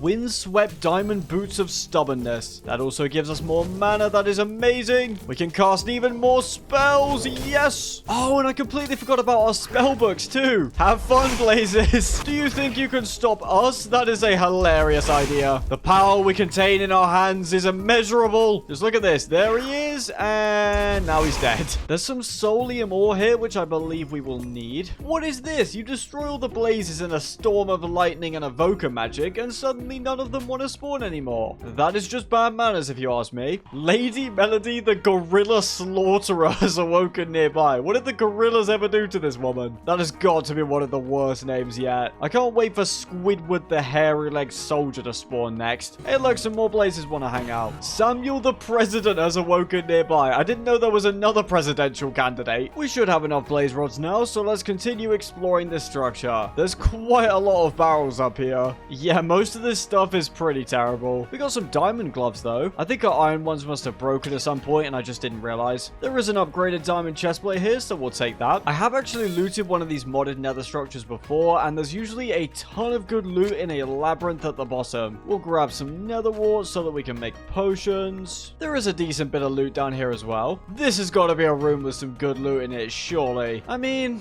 it's okay. I expected more though. Here we go. This is a bit more like it. We've also got a new spell, Takeoff, which launches the caster into the air and grants temporary elytra flight. We've also found another lost page of Erdos. This time it's got some actual experience in it. I think the first one that we found, that must have been the first page where it has the author's acknowledgement and it just thanks like 3 people. Here we go. We should get a decent few levels. We're at 58 now. The chest also gave us this slime pearl, and now that we have it, we should be able to craft a handgun soon. Finally, I can reach maximum American power. I believe we have now acquired everything from this place, so it's time to move on and find ourselves some ghasts to kill. This is a good chance to test out our new Takeoff book. It gives us a whole minute to use the elytra effect as well. We basically have an elytra now. It barely uses any mana either, so we can just spam this infinitely. Killing the ghast should be no problem at all. I can't believe we've just found a spell book that gives us infinite elytra flight. That is absurd. Is this balanced? Absolutely not. But is it fun? Absolutely yes. This also feels faster than a regular elytra. I don't know if that's just me though. I mean, just look at this speed. We've ended up running into yet another nether fortress. We'll just skip through this. A blue enemy has awoken nearby, so let's go say hello. Never mind, he's underground. I'm not bothering with that. Come on, game. Spawn some ghasts. I just want to kill them. There's a dungeon here. Let's take care of that. Yes, there's a ghast. Come here. I missed. Mr. President Edson the Mythical has awoken nearby. This is getting out of control now. Sorry, Mr. President. Your term has ended early. We'll go ahead and hit him with the Firefly Storm, and that's probably going to finish him off. I mean, he dropped a very lucky pair of leggings, but we have obsidian leggings, so these aren't that great. Where are the ghasts, man? That's what I'm interested in. Oh, there's a bastion here, and it has a ghast. We'll take on all of you guys. Every single last one of the pig army shall fall. We found some nether bananas as well as a netherite upgrade. No pig shall be spared. No quarter shall be given. They must all kneel before us. We shall destroy them with magic. Or perhaps we shall destroy them with style. The fact you guys even think you have a chance when you get one shot by my trident is very entertaining. Right, let's see what kind of loot we can get. Nothing particularly good, to be completely honest. We both live by the sword. The only difference is you shall die by it. Except he died by a trident, so I guess that doesn't really work. Fireflies, tear this man to shreds. One of the piglins has dropped a golden pendant, which doesn't seem to do anything, but we can equip it. More fireflies, let's kill them all. None of you shall stand before us. Let's use our book to skip to the top where all the loot is. Oh, hello, guys. You know, it's a shame, really. You thought you had a chance, but oh well, we've all got to die someday. We've got another netherite upgrade, very nice. And that's about it, to be honest. While I remember, let's use our goddess statue to get some extra hearts, and we shall now be on our way. There's a ghost for us. Oh my word, what are those things? They're Soul Sand Valley Endermen. Get back. Also, there are way too many Wither Skeleton archers in this area. I just want to fight Ghast. Why is everyone so mad? Yes, come here and die. We need 10 Ghast tears. Right now, we are halfway there. I don't care about more nether fortresses. We've got a plastic drinking hat in here, which decreases the time it takes to drink and eat. I'm going to be honest, I think our superstitious hat that gives us an extra level of looting is more useful at the moment. A purple enemy has spawned nearby, so let's go kill them. Oh no, but he's a piglin, so of course he's going to get backup from everyone else. Fireflies, come on, get back. I think it's probably about time we got out of here. Our current trident is almost broken, but thankfully I grabbed a second one from the piglin chests. We acquired this okay-ish golden sword. It's alright, we're not going to use it. It looks like the zombie piglins have already forgotten about our crimes, which is very nice. We must search for more ghasts. This area right here is pretty interesting. It's a boss arena that will spawn the netherite monstrosity. If we fly in, there he is. You can get a good look at him. To be honest, I don't really care about this guy or the stuff that he drops, but I do care about the ancient debris in his forge. As you can see, he's a little bit annoyed by the way he's bathing the entire area in lava. We'll go ahead and pop a fire res pot, and then we'll start using our spells on him if he could stop spamming us. Have a bit of this. Is that even doing damage to him? I don't know. Okay, he got buffed just a little bit in all the mods. This guy has 15,000 HP. He can't really do any damage to us, but we can't really do any damage to him either. Even though he's barely fighting back, it's still gonna take a solid year and a half to kill him right now. 15,000 health is diabolical. We'll just go ahead and steal the ancient debris from his forge. That's enough for me. He can also heal by drinking lava. We just do not have the damage output to kill him at the moment. We do have the damage output to kill this purple enemy though. Come on, hurry up and die. We'll just spam all of our spells. She's almost dead now. Come on, drop some diamond armor. Come on. We did get a diamond helmet, but it's not prop 4 like our iron one, so I don't think it'll be as good. Anyway, back to ghast hunting. I still cannot believe this fella has 15,000 HP. That is excessive. Here I was having a great time buffing up our health, getting, I think we have probably 20 extra hearts now. No, 15 and a half, yeah. And for some reason, I didn't think it would happen to the bosses. How terribly wrong I was. Come on, ghast. Let's start spawning in, shall we? Ooh, treasure bastion. Ooh, 3 piglin brutes might be a little bit much for us to handle right now. Let's hit him with one of these. That seems to have done the trick. We might not be able to take on the netherite monstrosity just yet, but you guys are still as weak as ever. Fireflies, destroy that man. Let's go ahead and fly on in. Just push him in the lava. Eat that hit like it's nothing. We'll cast Fortify on ourselves to make ourselves stronger. Let's break this spawner. And now we can help ourselves to the loot in the middle. We've got some more debris. We've got a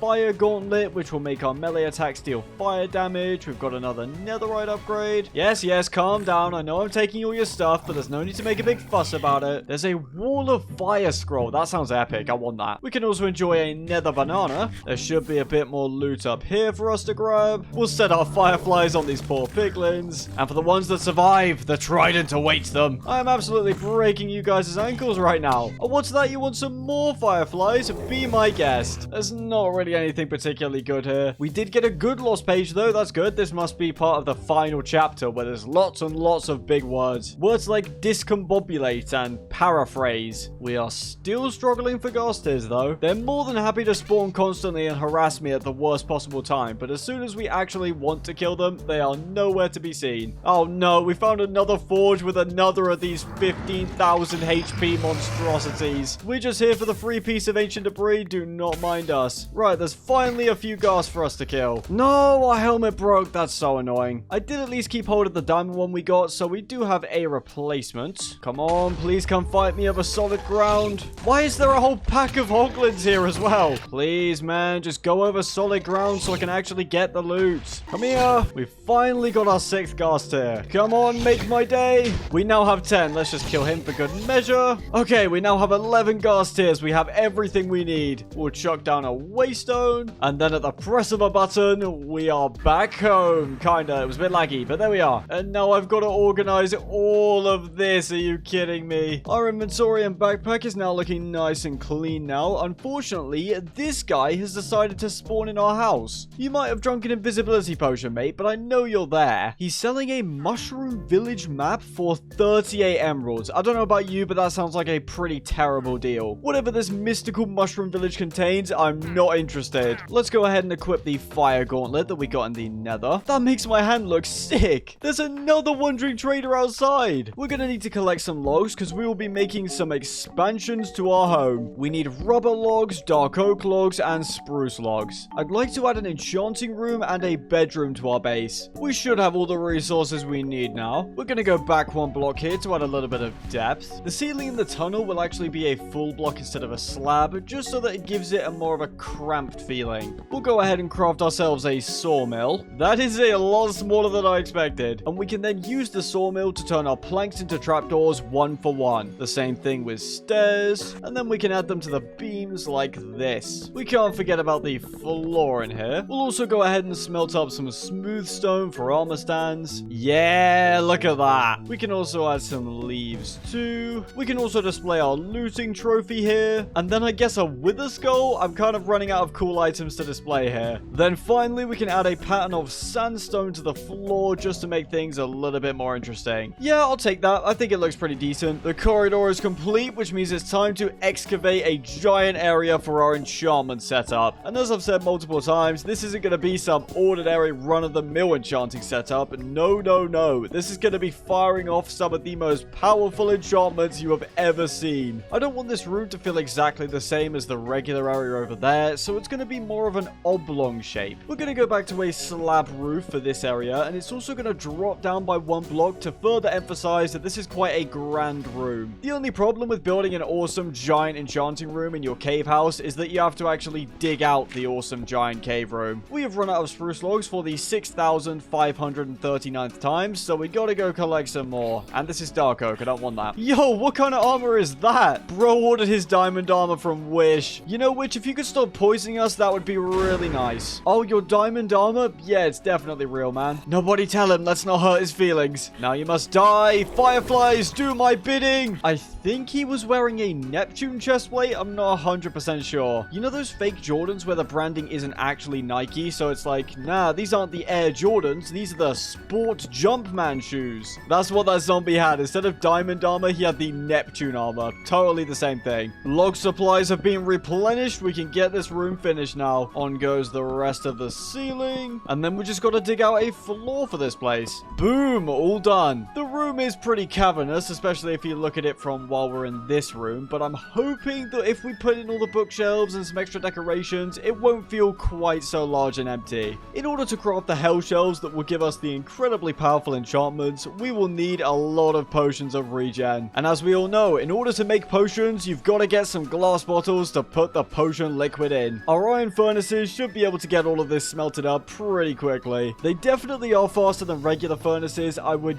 guess about 25%. You first add nether wart, and then you add one of the ghast tears, which we spent a pretty painful amount of time collecting. While those are brewing up, we gotta go collect a bunch of wood so that we can make regular bookshelves to turn into hell shelves. We're actually taking out 2 birds with 1 stone here because we need to clear this area area anyway, because I want to start our own village with the mine colonies mod. We're going to be the all-powerful monarch of this place where the peasantly settlers will come in looking for protection and shelter. I'm not going to be doing this out of the goodness of my heart. What a silly concept. No, I'm doing this so I can feel a sense of superiority among the common folk. You know, because that's perfectly normal. Am I right, guys? Am I right? Am I? Lovely, our first batch of regeneration potions are ready. I've got this little puddle of water at our house right now so that we can fill up all of our bottles. Hopefully it doesn't make the floorboards all moldy. We can now craft up our first few hell shelves. Oh yes, this is looking good. There's yet another wandering trader who's shown up. His rare trade is almost a stack of emeralds and 3 echo shards for an ancient knowledge fragment. I have no idea what that is, but I don't think I'd pay 63 emeralds for it. Listen, I know your tricks, buddy. I bet that ancient knowledge fragment is just a crumpled up Olive Garden receipt that you found in your trouser pocket. I'm onto you. I'm in the village because I'm looking for some wool so that we can make paintings for our enchantment room. It doesn't even seem like there's any sheep in the area, which is a bit annoying. You know what? I'm actually going to teleport real quick to where we were out exploring because there might be a sheep around here. Oh, what's that I see? I can recognize that stupid face from anywhere. There's a whole herd of you guys here. This is perfect. We have got wool galore. We shall have an art gallery with paintings from Van Gogh, Picasso, Michelangelo. It's going to be wonderful. Let's craft more hell shelves. We're getting there. We're up to 9 of these now. Already we've been blessed with an absolute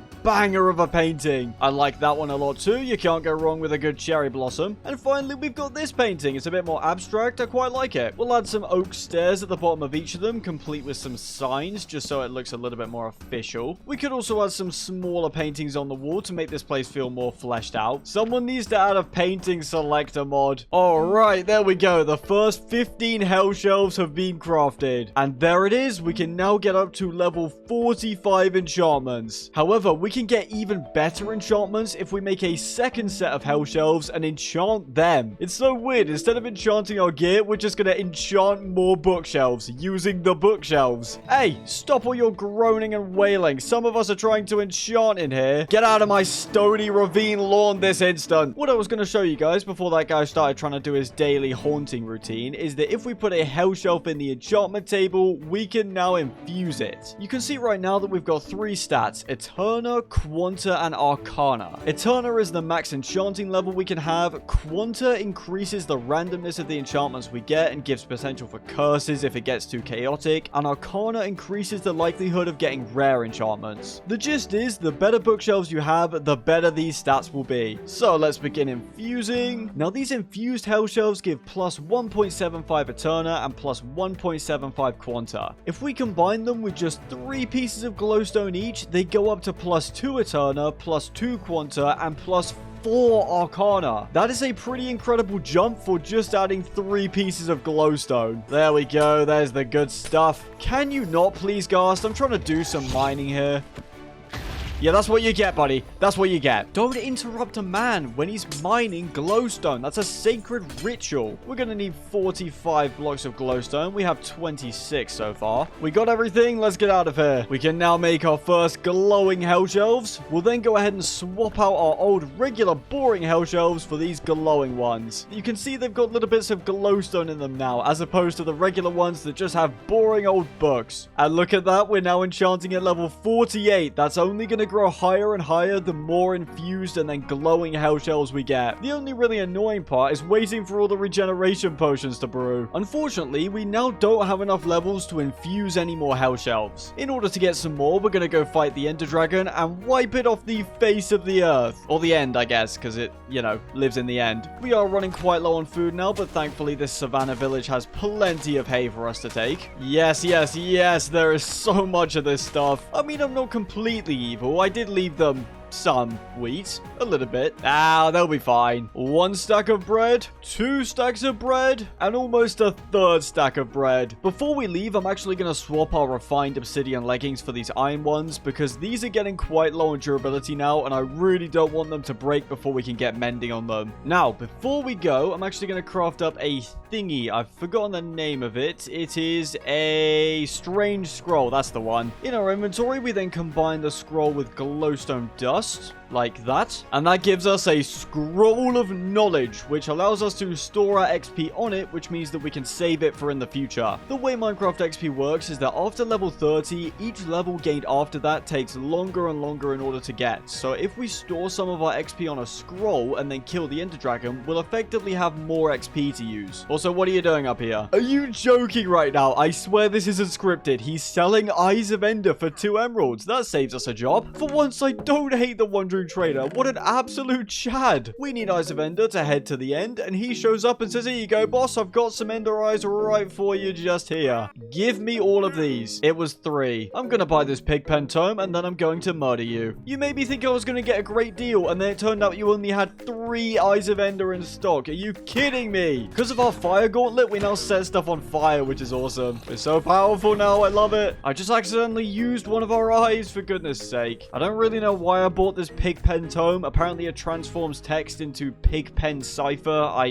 Why did I get this? Bad news about the Scroll of Knowledge. Apparently, you have to right-click on a grave soul to store your experience. I don't really know what that is, but I think it involves dying. Useless! Right, let's see if we can grab Infinity on a bow. You know what? Power 5 for 2 levels. That is an absolute steal. I'm going with that. I think we may actually be able to craft the Hunter's Handgun before we leave. First, we need to craft a barrel assembly using iron, some nebulous hearts, and a piece of magma cream. We gotta craft a hammer assembly using a stone button, some iron, a blaze rod, and a molten core. Boom, there we go. We'll craft up a magazine using iron, stone, and glass. Don't ask me how that works. We then combine the magazine with magma cream, that rhymes, and then we put some iron ingots on the top to make the grip assembly. We've got all the parts now. This feels like Thanos getting all the Infinity Stones. We place in the barrel assembly, the hammer assembly, I've lost it, the grip assembly, and a piece of slime to hold it all together. There it is, ladies and gentlemen, the Hunter's Handgun. Look at this thing! We do actually have to make a second magazine to load into the gun, as well as some bullets. There we go. And then we combine the bullets with the magazine to get a loaded mag. Let's load this bad boy up. We have now assembled the Holy Trinity: melee, magic, and a firearm. I have no idea how much damage this thing does, so let's test it out on this guy in a minute. I didn't say anything. Why are you looking at me? Oh, yeah, especially after these stinky trades. There's not a single thing here that's of any use. Thank you for your sacrifice. I'm gonna be honest, this thing isn't great, but it is pretty fun to be able to cast magic spells like this and then fire off bullets. I just don't know why you'd ever craft this. It does like 5 hearts of damage. Oh well, it feels more like a kid's toy than an actual weapon. Modern technology has failed us. That's why we need to buy arrows for our bow. Yes, please. All that's left for us now is to collect all the ender pearls that we need. We have 6 already, and we've also got the nebulous heart, which we can turn into 3 ender pearls. Boom, there we go. 9 more eyes of ender. If you'll excuse me, I have a quick trip to the nether to make. Whoa, whoa, whoa. Slow down there, Kenny. Back, I said. Fireflies, kill Kenny. No, his loot's gonna burn. He somehow managed to wipe out over 2 of our health bars. That is slightly concerning. Come on, Kenny. If you could come up here, that would be lovely. There we go. Kenny is now deceased. I was flying to a warped forest, but endermen seem to spawn here, which is perfect. We are gonna have so many ender pearls in a minute. Get out of here, purple monster. Give me your cool loot. We got a shield, which is actually an upgrade to our current one. It inflicts Wither 2 whenever we block. That is really good. Anyway, back to murdering endermen. Oh, scary. He's running at me. Oh, he's teleported. I'm so scared. Get out of here. I'm stronger than you guys. We even got some nebulous hearts. We've got plenty of ender pearls now. We'll hit a quick slash home. There we go. That is like magic. We can also use these ender pearl fragments that were dropped to make even more ender pearls. Before we leave, we can actually repair our old trident a bit. We'll make the remaining eyes of ender. Guide us to the stronghold, wise eyes. Considering we have a book which gives us unlimited flight, I doubt it will take us long to find this place. It's so OP. It's like having an elytra, but without any durability and without the need to use rockets. Are we still going this way? Yes, we are. You could just spam the book to get so high up. It's crazy.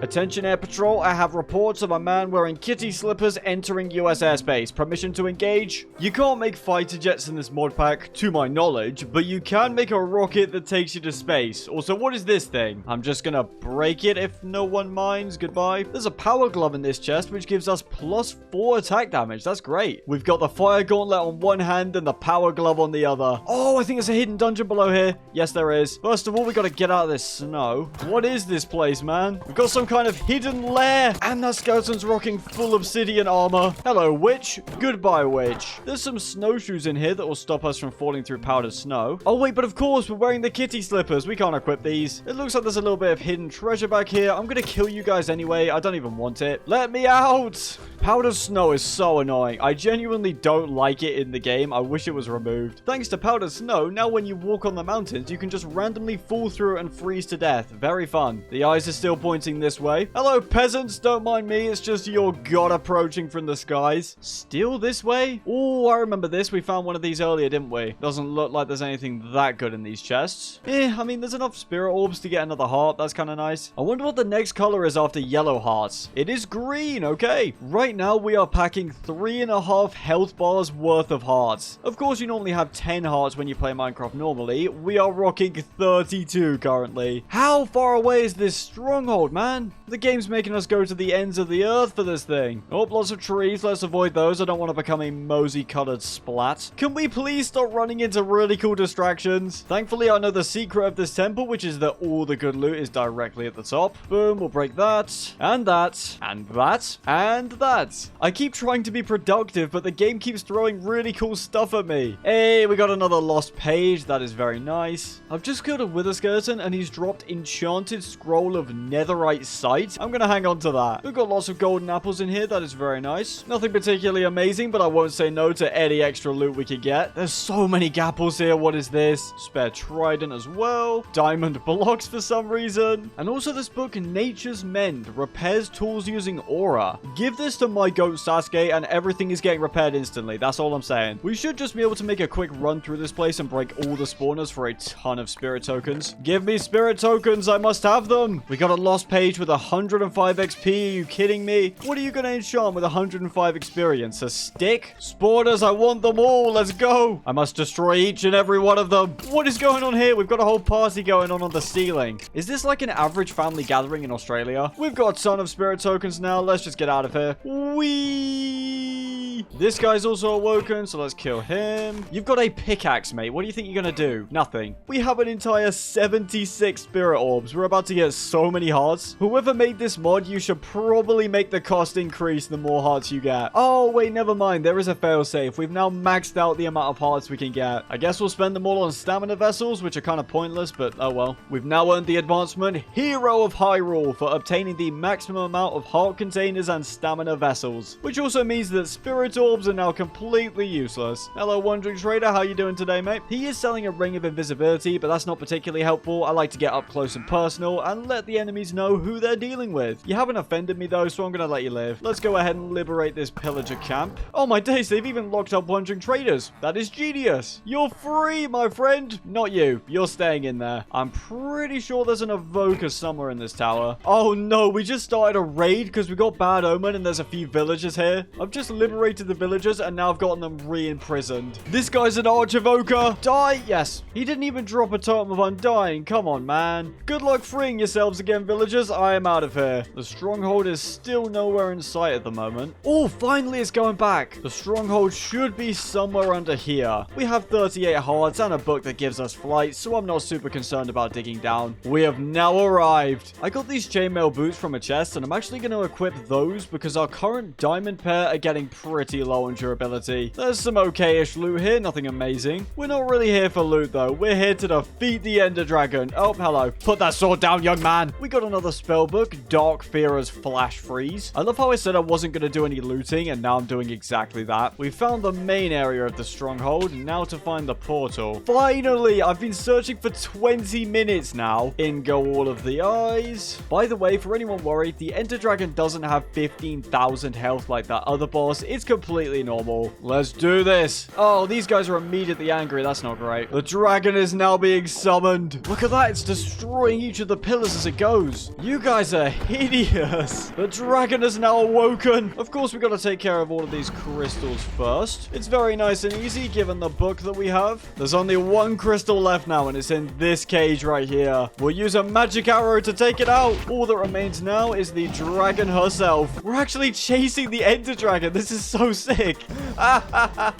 You fool! I have 4 health bars. Notice how the dragon only has 1. That's embarrassing. We can fly in and bonk her in the face, and then we'll come back for round 2. Plus, the extra bonus of flying is that these massive gaping jaw Endermen can never hit us. Not so tough when the other person can fly as well, are you? She's nearly dead now. Boom! Yes! Get out of here. Oh god, some people weren't too happy with that decision. Glorious XP! We're up to level 82 now. Are you serious? That is actually insane. Soon we'll head home and spend these hard-earned levels, but first we'll find ourselves an end city. We should be able to find one in no time, thanks to our book. What on earth is that thing? Surely you can't one-hit us, right? Let's have a look. No, you only do 3 hearts of damage. That's fine. I don't really want to hang around in this place, though, so I'm going to leave. Hold on, a mythic tier enemy has spawned nearby. Reverend Rob the Odd-Smelling. He's an evoker too. Okay, this may actually be a little bit more difficult than anticipated. Plus, every single Enderman on this stupid island is angry at us. Can we all just calm down for a minute, please? This Enderman just randomly has a whole 100 health and a bunch of buffs. I have also switched Trident because the other one was getting low. This guy's got 240 health. No, Reverend, don't fall off and die. We must be able to do a bunch of damage if we can get him to fall. Nice. Wait. I've just realized we have almost no armor left. Everything is broken apart from our helmet. Can you guys just let me craft some new armor, please? And thank you. We're already taking so much damage. We got a spare chest plate we can put on. That'll keep us alive. Boom. Leggings. Boots. There we go. We are nice and armored once again. We should be able to spam the Reverend with arrows like this. Is he summoning the Endermen to attack us? I genuinely can't tell. Because I'm starting to feel like that is the case. Oh, it's one of these guys as well. Oh, no. No. Oh, my days. Die, please. Thank you. I need you to die, man. Come on. All I'm saying is you better drop some good gear. He's down to 100 health now, and he's almost about to walk off. He just fell. Bro, are you serious? Oh, that's so annoying. He was a mythic enemy, and we were destroying him for the most part. Sorry, folks. We've got to pack it up and go back to searching for an end city. This is not an end city. This is going to house another of those bosses with 15,000 health, so we're going to keep moving. I knew it, man. When I saw him all running around all crazy like that, I knew he was going off the edge. And to top it off, we get rewarded with the worst end city I've ever seen. This is an end house. We do get a lost page of Erdos, though. That's nice. We've also got a box of eternal closure with contents Ebe. I don't really want the box of eternal closure that contains Ebe. That's all the loot we're going to get from this end city, so we might as well keep moving. I'm still so salty about that evoker. Reverend Rob, why did he have to do that? Oh, another mythic enemy just awoke. It's a shulker as well, but it is on the most annoying island I've ever seen. This thing is tiny. We've got enough mana that if this guy warps us off, we can survive. Let's hit all of the Endermen off. It's just us and you now, mate. Oh, this guy's way easier to deal with than an evoker. For starters, he barely does any damage, and we can just destroy his attacks. Come on, man. You're better than this. Okay, I wish I hadn't said that, because that is a really annoying position to take. If you die and drop all your stuff in the void, I'm going to be so annoyed. We're going to have to build underneath Dash so that he doesn't end up dropping everything. Okay, Dash, if you could die right here and drop everything, that would be lovely. Goodbye, Dash. He dropped a shield that gives us plus 24% armor and plus 21% armor toughness. And it has 3 sockets and inflicts wither 3 and poison upon blocking. We managed to kill a mythic enemy and get its gear. I'm happy now. Is there a mod in this pack that makes end cities 10,000 times rarer? Because that's how it's starting to feel. I can't even imagine doing this without the book. The amount of bridging we would have to do. Ugh. Makes me shiver just thinking about it. Minecraft, what is this? What actually is this? Where is my end city? There's another mythic shulker just hanging out here.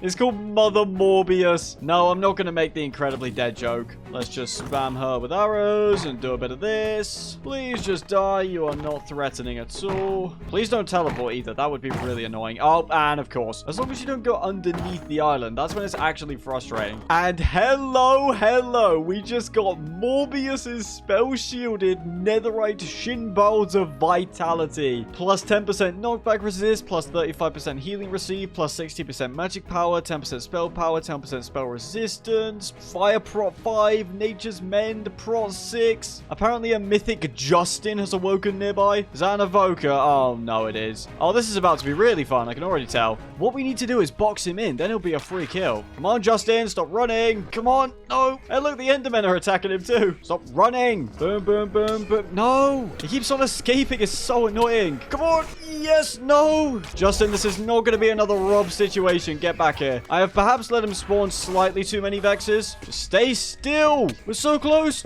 No. And he's just fallen off. This game is not good for my mental health. Well, it's not an end city, but it is kind of cool, I guess. There's a bunch of endermites inside, and the endermen are going crazy. Right, now what's the trap? Oh, there's spawners beneath the pillars. I get it. I'm going to check under all of them, because I do not want an endermite spawning in and knocking us into the TNT. I don't know what the trap is. I can't trust this place. There is TNT. Okay. There's so much of this stuff. Get it out of here. There's redstone and stuff, too. I just had a piston. Oh, okay. So this was what was going to power the circuit and set up all the TNT. More Erdos pages. That's got 88 XP. That has 500. That's not bad. We got an enchanted book with potato recovery too. Hooray. We've got another box of eternal closure that contains Jeb. I thought these were glitched, but that's an actual mob. If you name a sheep Jeb, it becomes a rainbow sheep. It's the most well-known Easter egg. Yada, yada, yada. Let's just open it up and see what happens. Oh. I thought it was going to have Jeb the rainbow sheep, but instead I've just been punched by some random old guy. There's a pretty good bow in here that gives plus 75% draw speed. I do want that. And also some micro missiles for some reason. Some good diamond leggings. And also a void totem. That is really useful. If we fall in the void, it's going to respawn us back on the end island as if nothing ever happened. Some better diamond boots. And that's pretty much it for this place. It was actually quite good after all. I've just spotted a structure on the map over this way. It's a whole spaceship up in the sky. Come on. There we go. We're almost there. Let's get rid of that. I don't really care about the enemies. I just want to get the loot. Oh, okay. That's a pretty beefy army. Can we take these guys? We can take these guys. We can definitely take these guys. Come on, you lumpy sacks of bacon. With the skeletons with 60 health, that might be a slight bit of a problem. We're getting rid of that immediately. There should be another one up here. Yes. Why are there so many annoying things on this spaceship? Mr. President Ben the Lame has awoken nearby as well. So much is going on. There is plenty of loot here. That's nice. Let's see what's below deck, shall we? Another spawner. Some diamonds and stuff. That's nice. And a totem of undying. Let's go. We got everything now. Let's go take out President Ben. If he has not despawned, that is. I think he may have despawned. Hey, you know what? That's fine. President Ben can keep being the president. Let's swap our void totem for a regular totem. And we can actually use these missiles as well. Oh, this is so stupid. Endermen may be able to dodge arrows, but can they dodge ballistic missiles? The answer is no. They're actually homing missiles as well. Please, can we just find an end city and go home? That's all I'm asking. I hate when these come into render distance as well, because they look really tall, and that makes me think that they're an end city. I regret to inform you all that we have now broken the 10,000 blocks mark. I see some kind of mini dungeon right here. We've got an Enderman helping us out to kill all these Endermites. There's nothing really of value here. This is a shulker box, but we have backpacks, so there's no need to take this. There is another of these things up in the sky. I'll go take things quickly, but I'm not going to bother spending too much time on it. I just want the loot, please. Don't mind me. There's nothing that useful here. I was in my inventory and not paying attention. We have finally found an end city. Oh my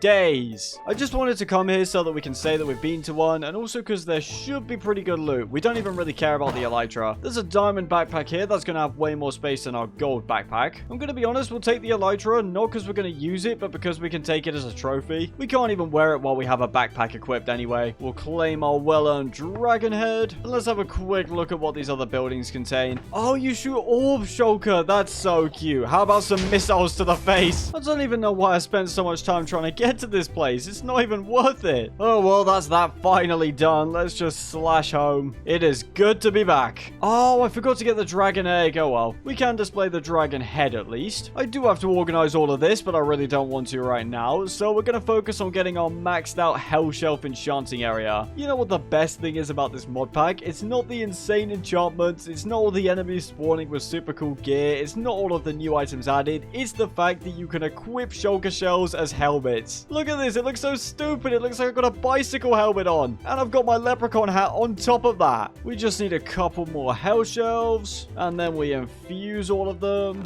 And boom, we now have 15 glowing hell shelves. It's glorious placing them all in. We can now enchant at level 60. We also need to craft a reforging table so that we can add those incredibly useful extra bonus effects to regular gear that we've crafted. We need 4 obsidian to make an enchanting table, so let's just grab the 4 corners off of our portal here. There we go, we got an enchanting table. We also need some gem dust, which we can get by dropping an anvil on top of gems. Then we combine smooth stone, an enchanting table, 2 gem dust, and an iron ingot to make the simple reforging table. We also need to craft ourselves a salvaging table like this. This allows us to break down and salvage the affixed items that we've been collecting. We'll break down 2 epic rarity items to get a bunch of arcane sands. This simple reforging table is about to be not so simple. It's about to be complicated. We combine it with nether bricks, 2 arcane sands, and a netherite ingot to make the mythic reforging table. Like how the enchantment table requires lapis, we need to add gem dust to the reforging table. If you guys remember the quest, now that we've started adding the affixes and doing all this complicated stuff, we've got a lot of rewards to collect. We can get a Godforged Pearl, which will give us mythic affixes. There's lots of gem dust too. We get another Godforged Pearl, some arcane sands. Using tridents has been fun, but it's time we got a really powerful sword, and I like this reforge right here. We can turn our diamond sword into a violent diamond sword of weakness. With this reforge, this diamond sword goes from doing 7 damage to 11.75, and that's without any attached gems, any enchantments. I reckon we go for this. We'll use our Godforged Pearls on this diamond chestplate to turn it into an iron forged diamond chestplate of health. While Morbius's netherite leggings are pretty great, they don't give us nearly as much armor as our obsidian ones, so we might as well break these down to get more Godforged Pearls. And as long as we can get 2 Godforged Pearls out of this, we can go for another mythic affix item. And we only got 1, of course. However, if we craft a gem cutting table, we can then claim this quest for more gem dust, but more importantly, we've also completed this quest because we found a flawless gem, so we get another Godforged Pearl. I'm liking this reforge right here. We get plus 38% knockback resistance and plus 30% speed. Yes, please. We're so fast now. What is this? I am speed. The speed is me. I am Sonic the Hedgehog. We've got most of the reforging out the way, so let's finally start using this super overpowered enchantment setup. We'll grab a life stealing 3. That seems pretty useful. And it came with knockback. Are you joking?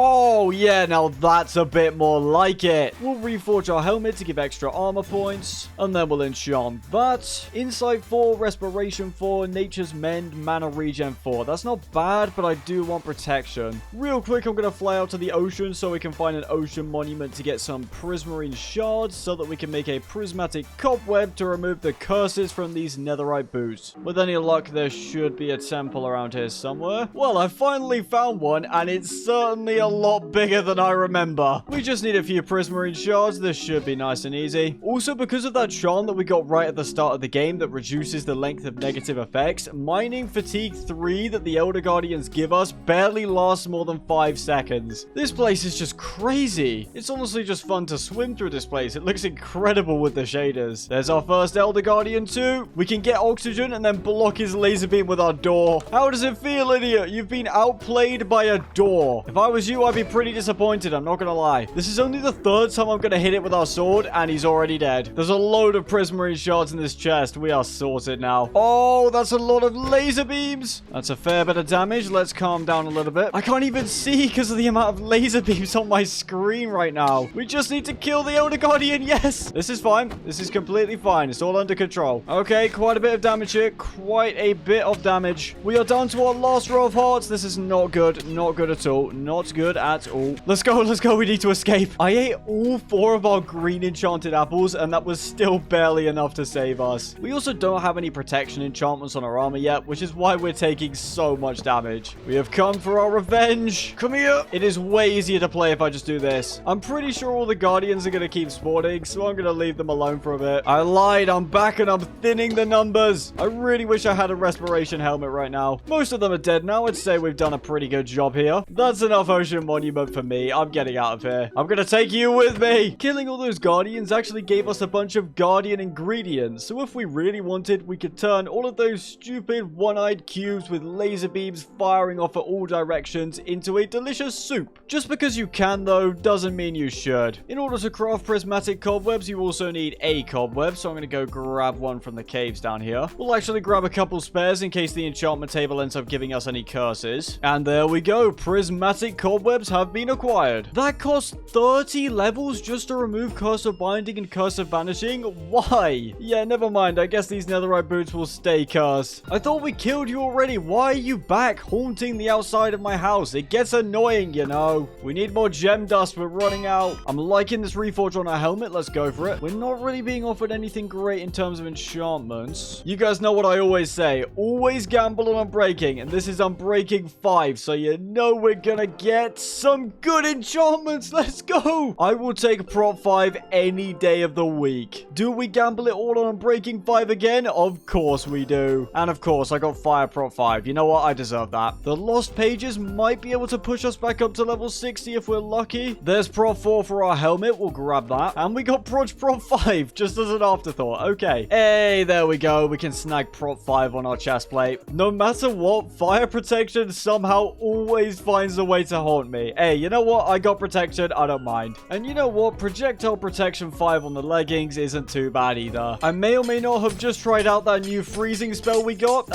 Not the smartest decision. And there's water in the enchanting room. Oh, this is horrible. I knew I should have got some sponges from the Ocean Monument. It even destroyed one of our paintings. That was a priceless artwork. I do now need to go and get a librarian to trade us mending books so that none of our shiny new armor breaks. So I will catch you guys in a little bit. Does no one want to come take a job? Come on, guys. I haven't done that many crimes here. Yet. Considering there's somewhere in the realm of 700 enchanted books in all the mods 9, this was slightly painful, but we do now have unlimited access to mending books. Let me tell you something, my friend, you are never leaving this house. You are Wait, what? I just put him in my inventory. No. What is this? Wait, my zoom key in this mod pack is V, right? But to pick up villagers, it's also V. That is absolutely hilarious. Once we set up our town, we'll move you in, my friend. Now, as for his name, I'm actually really hungry right now. And the one thing that I really want to eat is chicken nuggets. So your name shall be Nugget. Goodbye, Nugget. Thank you for the mending book. I've just named a villager after a chicken nugget. What is wrong with me? Thankfully, all the mods has tweaked anvils, which means that applying mending books to already enchanted gear is incredibly cheap. We can finally wear our obsidian leggings, and they are so fast. Plus, we're so strong now that a regular creeper, look at him, we can one-shot him. Yes, please, buy sticks.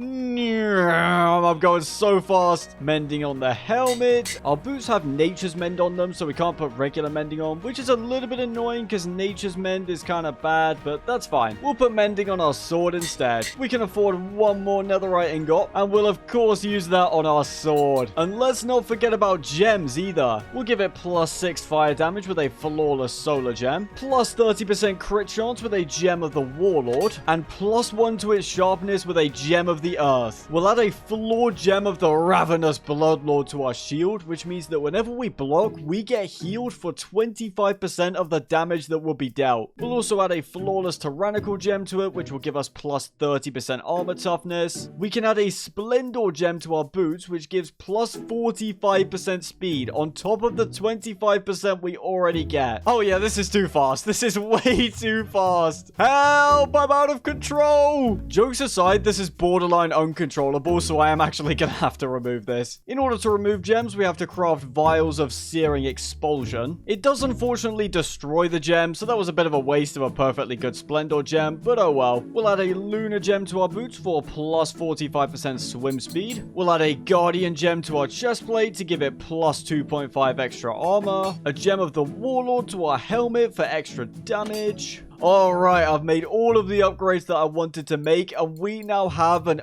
utterly insane set of armor. We can race around at the speed of light, we hit like a truck, and we can absorb hits like it's no one's business. What are you doing on our land? Get out of here! I feel so strong, this is amazing! I fear my ego is reaching catastrophic levels. We can actually do something quite fun and duplicate our eye armor trim like this, and I think going for a nice deep blue with lapis is the way to go. Oh, for goodness sake, I put the trim on the wrong pair of boots. Each armor trim costs 7 diamonds. Of course, we still look absolutely ridiculous considering all the accessories and silly stuff we're wearing, but still, I like this armor trim. Now that we've got some immensely powerful gear, it is time for us to set up our village. First things first, we gotta clear away a whole bunch of trees. You can't have a town if you don't have any space to build all of the houses. This should be plenty of space. We'll go ahead and craft some chests like so, and we can then use these to make a supply camp. This right here will be the beginnings of our town. We even get to pick a style for what the buildings are going to look like. Since birchwood is by far the easiest to get for us, I'm going to pick urban birch. Okay, our supply camp has been placed. If I was a traveler, I wouldn't mind living in here. Seems pretty nice. You got some beds, some books, a grass floor. We now need to craft 2 build tools, which we can then use to make a town hall. The town hall will just go here. You can use a build tool to visualize where something is going to go. This town hall is a lot bigger than I thought. If we go ahead and remove a bunch of trees from down here, this should be the perfect spot. I thought the town hall was going to be small and compact, you know, like Clash of Clans. This should be enough space, so we right click our building tool, we select fundamentals, we go town hall, and then we need to adjust it. I'd say that aside from the trees clipping through the building, this seems pretty decent. Look at this, there's levels to this place as well. It is like Clash of Clans. Ladies and gentlemen, behold our town hall. It's not going to be this stupid little block thing with books in it. This is just the icon that shows that this is where the town hall will be built. You can see there's a whole bunch of fencing around this area, as well as our first citizen, Corey J. Archer. If we can acquire this list of blocks, we'll be able to instantly build the new town hall. We've got more citizens, but there's already pillagers showing up to kill everyone. Brilliant. Stop it. Come on, man. This settlement's existed for less than 5 minutes. I've just teleported to this village so I can deposit our bad omen here. Sorry, fellas. Good luck with the raid. Contained in our trusty diamond backpack is all the resources we need to make this town hall. Also, look how much space is in this thing. Shulker box, who? Ender chest, who? Right now, our peasants are at a total overall happiness of 3.6 out of 10. You guys are so ungrateful. You show up here unprompted and then you start complaining that it's not fully built yet. Well, now that we can afford our town hall, hopefully this makes everyone slightly happier. You know, they're all a bunch of miserable so-and-sos. Oh, wait, I think we need a builder's hut in order to make this. Right, you make a builder's hut like this. There we go. We'll chuck this down right here. We've placed down the builder's hut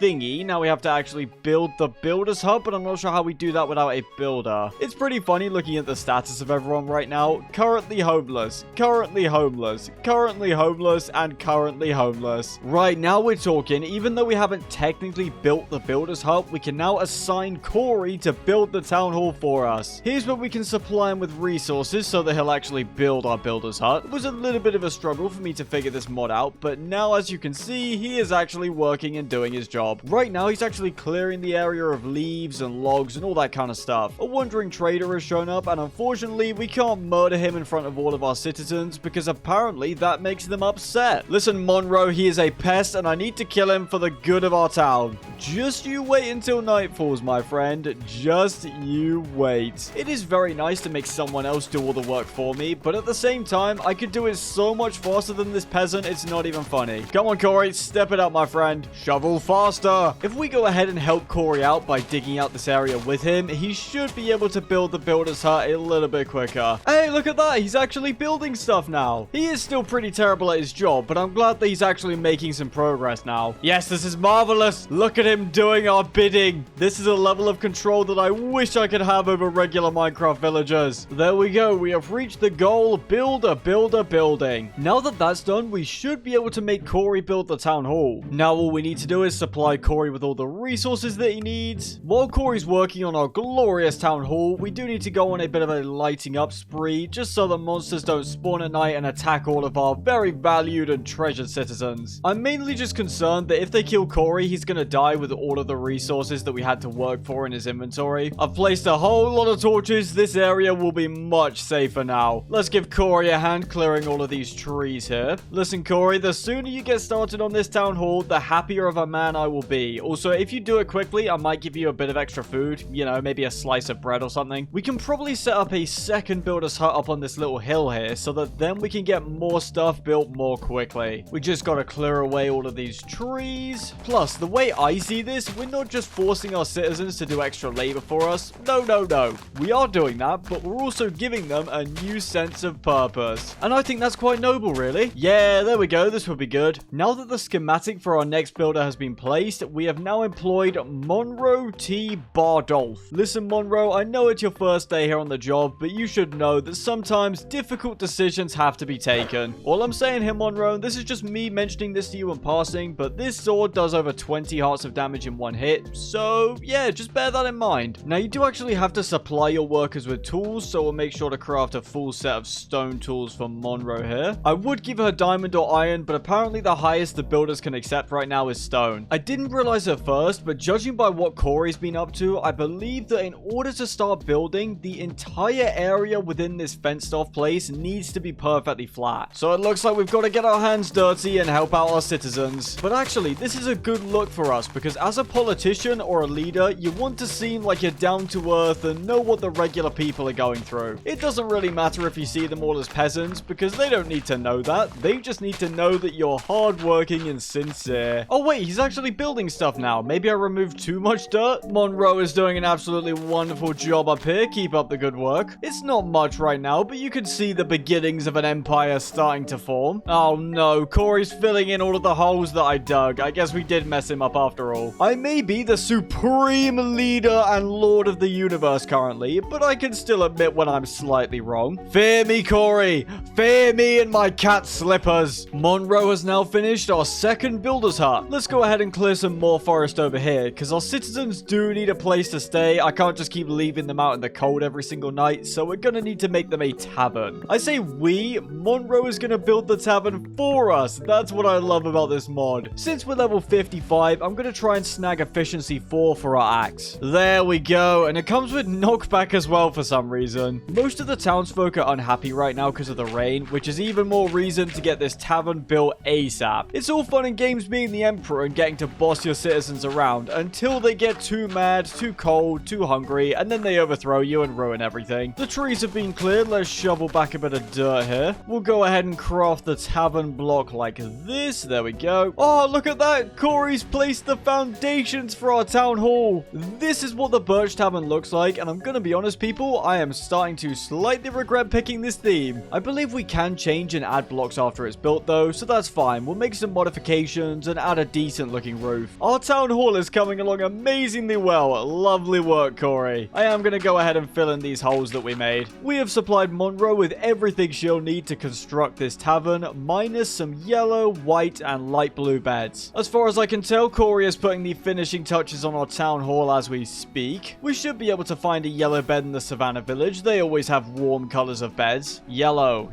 yellow, yellow, yellow. Where is it? No, there's just orange everywhere. Are you kidding me right now? There's not a single yellow bed in this entire village. Maybe we can find one in the normal village? Yes, first try as well. I'm very sorry about your bed, sir. You seem a little bit occupied with being stuck inside a table, though, so I don't think you'll miss it that much. Even though we haven't supplied everything yet, Monroe is already hard at work. Our town hall is now finished. Wonderful work, Corey. I never doubted you for a second. Look at this. He's given us a chair and a desk and everything. The Birch Empire is slowly but surely growing. We'll grab some wool from this trusty pack of sheep so that we can make the beds for the tavern. There we go. We can get these supplied. I do like how there's these cobblestone and gravel paths leading from each of our buildings, so I'm going to go ahead and connect them all up. We're going to use cobblestone, gravel, and rocky dirt. Trust me, if you've ever wanted to make your Minecraft town or city look better, simply add a path. It makes everything look so much more cohesive and put together. No, don't rain. All of the citizens are going to get mad at me. Look at this. We've got some paths now. We've got infrastructure, baby. Also, our tavern has just been built thanks to Monroe. This is the Cantering Creeper Tavern, and it's got 4 bedrooms for all 4 of our citizens. Some of the citizens are feeling unsafe because there's no guard towers in our village, so we'll need to work on that. And would you look at that, now that night has fallen, all of our citizens are tucked into bed. We'll stare at them from outside their windows in the middle of the night, just so that we remind them who's boss. I'm always watching you, Corey J. Archer. Don't you forget that next time you think about slacking off on building. I think that's all of our citizens suitably scared. Let's head off to bed. Also, now that I actually have citizens that listen to me, unlike villagers, I can live out my dreams of being Batman. They think I'm hiding in the shadows, but I am the shadows. I don't think I have the voice for this line of work. It seems like a new citizen has shown up, Jackson A. Reeves. This guy doesn't join our town for free. Apparently we need to recruit him for 6 cake. I've never heard of anyone taking payment in cakes, but what do I know? In terms of his stats, first of all, he's a way happier citizen than the ones we have, being at a 7 out of 10. We're not even cracking the halfway point of happiness for our citizens yet. He's also way more athletic than any of our citizens. I think the highest is Corey with a 5. He's got more manner, more adaptability, more focus, more creativity, more knowledge, more intelligence. He is just a superior being. Unfortunately, I highly doubt we'll be able to get the 6 eggs required to bake these 6 cakes before he inevitably despawns. I've just crafted up some bone meals so that we can make our town look all fabulous, but what I did not realize was that you can use this stuff to turn stripped logs into regular logs. That has blown my mind, and I'm not sure why. Also, Rowan, I know I walk into your house, aka the tavern, all the time, but can you not walk in mine? That's just bad manners. I mainly just want flowers to grow, but it seems like only grass can grow in this biome. I've just completed the quest Dreaming of Demons. I was just doing some gardening. Where's that come from? Oh, when I broke some of that grass, we got Demon's Dream seeds. You plant these to grow Demon's Dream fruit, and consuming it may allow you to see beyond the veil. Yep, nope, that's going in the bin. Listen, man, I can handle magic, the monsters with weird names, even the ability to go to space, but I draw the line at demon fruit that lets you see beyond the veil, whatever that means. There's some tulips up on this ledge. We can pick those and add those to our town. My Minecraft skin is, of course, red, and my favorite color is red, so I like the idea of having lots of red flowers around our town. We can even add some barrels and chests and whatnot to really spice the place up. Oh, wonderful. Yes, let's all have an uninvited tour of Mozi's house. That'll make him really happy. Listen, Michaela, you better not tell anyone that the books in my house are all picture books, okay? I'm too embarrassed about that. They're just easier to read if they're like that, okay? I do like the idea from the town hall build of having a birch tree in the center of our birch town, but I think we can do better than a regular old vanilla tree. I have to admit, it's been a while since I've built a custom tree in Minecraft, so you'll have to forgive me if this looks terrible. We gotta have some branches coming out like this. That seems acceptable enough for tree branches. We've actually got a brand new citizen that's shown up, and of course, she's decided to show up in my house. This is Matilda U.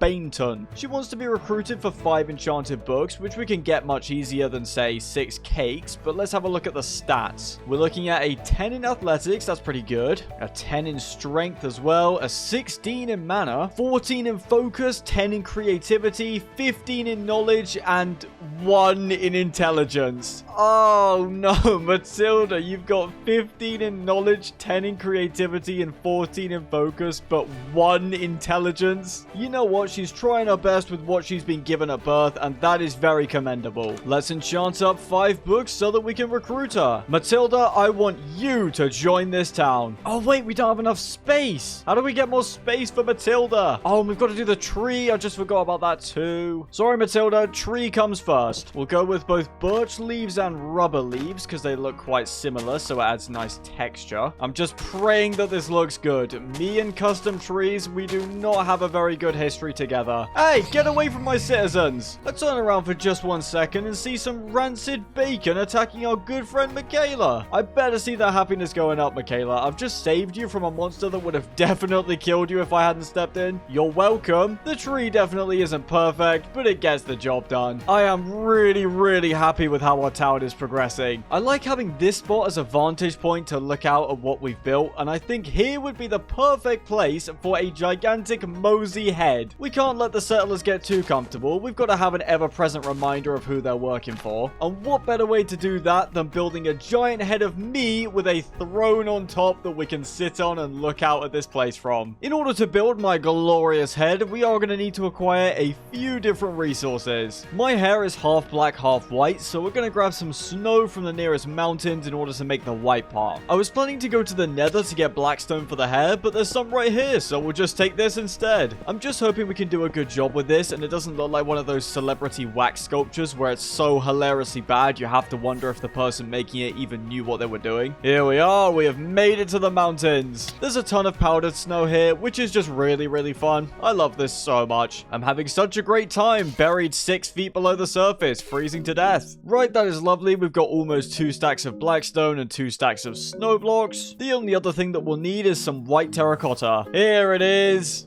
Guys, I have some bad news. 2 of our colonists have died to zombie piglins. Fortunately, neither of our builders died, so it was only the less useful citizens who have passed away. I'm starting to realize that having a portal to hell directly next to the tavern that's constantly birthing zombified piglins onto our land is probably not the smartest idea. We are going to pay a visit to the Aether in a bit, so when we start building the portal for that, we'll move the nether portal as well. Moving on to more important matters, my head is going to go right here above our base.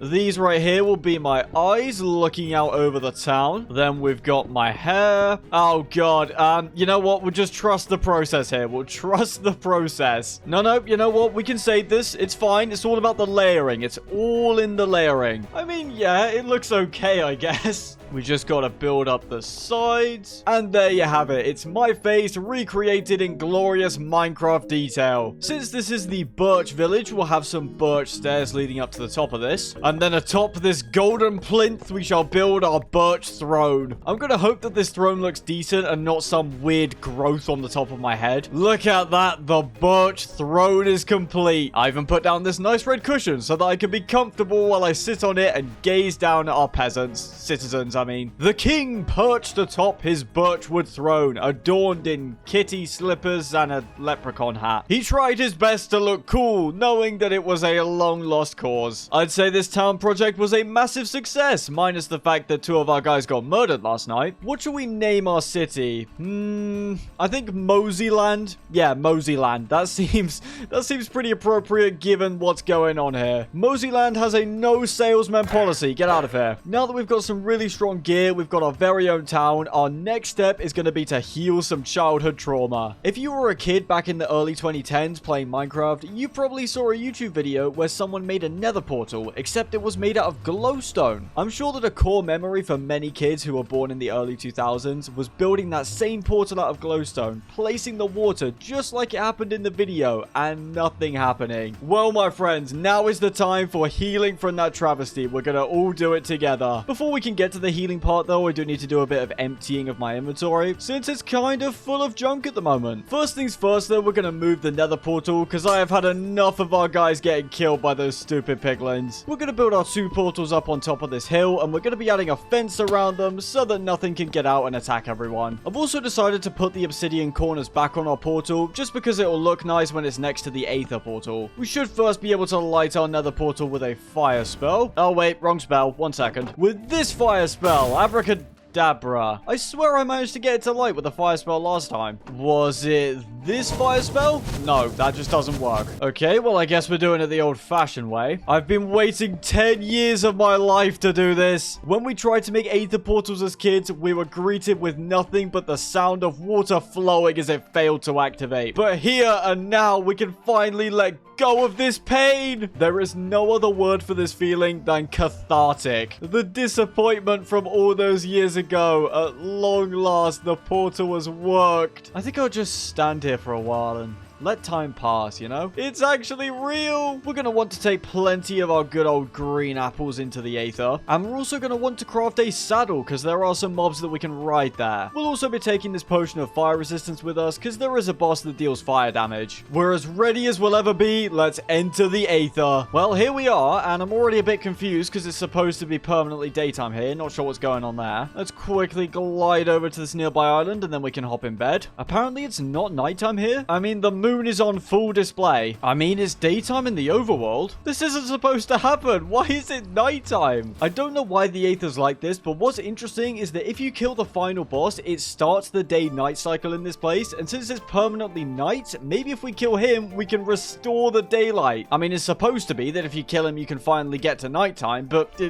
what do I know? These winged cows with the runes are actually why I brought along this saddle. We can slap it on one, and then we can ride it. Yes, this is amazing. I want a flying cow. I mean, we do have the book that lets us fly, so this guy isn't that helpful, but it's pretty fun to fly around on regardless. You can also see these cloud monsters right here. They shoot snowballs to try and knock you off. Because, of course, if you fall down in the aether, you get returned to the regular world, which is what's about to happen to this cow. It's actually what's about to happen to us as well, because I'm pressing the dismount button and it's not letting me get off. Thankfully, when you exit the aether, you get put on this yellow floaty cloud thing so that you don't take full damage. Okay, well, lesson learned. Don't get on a flying cow because you may end up stuck on it. What we're looking for here is the entrance to the bronze dungeon. There's the silver dungeon right there. It can actually be quite hard to find the bronze dungeons because we're just looking for an opening in one of these island things. Bronze dungeon. Bronze dungeon. Where might one be? There's another silver one. This is so much harder because of the darkness. I'm going to throw up a picture right now. This is what we're looking for, and it's already hard to spot in the middle of the day. There's a tower that should spawn a waystone up here, which is actually good timing because I was going to suggest that we place one down. Well, this is fancy. Look at all these golden leaves. I've teleported us back home because we are going to be using our potion making skills once again, this time in order to brew some night vision potions so that we can actually see what we're doing. We'll craft up our very fancy golden carrots. Right, there we have it. 24 minutes of night vision. That should be enough to find a dungeon. Now, instead of being dark, the aether's just grey. It's like being in the UK. Oh, but the night vision makes this so much better. We went from not being able to see anything to being able to see everything. The bronze dungeon can't hide from us now. Look at this. The aether's got space whale things. Oh, I don't know what this structure is. I do know some stuff about the aether mod, but this is definitely something I'm not sure about. I just broke a block and now Yeddle the air whale king is mad. Thankfully, I brought a bow, which he's deflecting and it's not doing anything to him. How'd you like this? Arrows don't do anything, but our sword does. And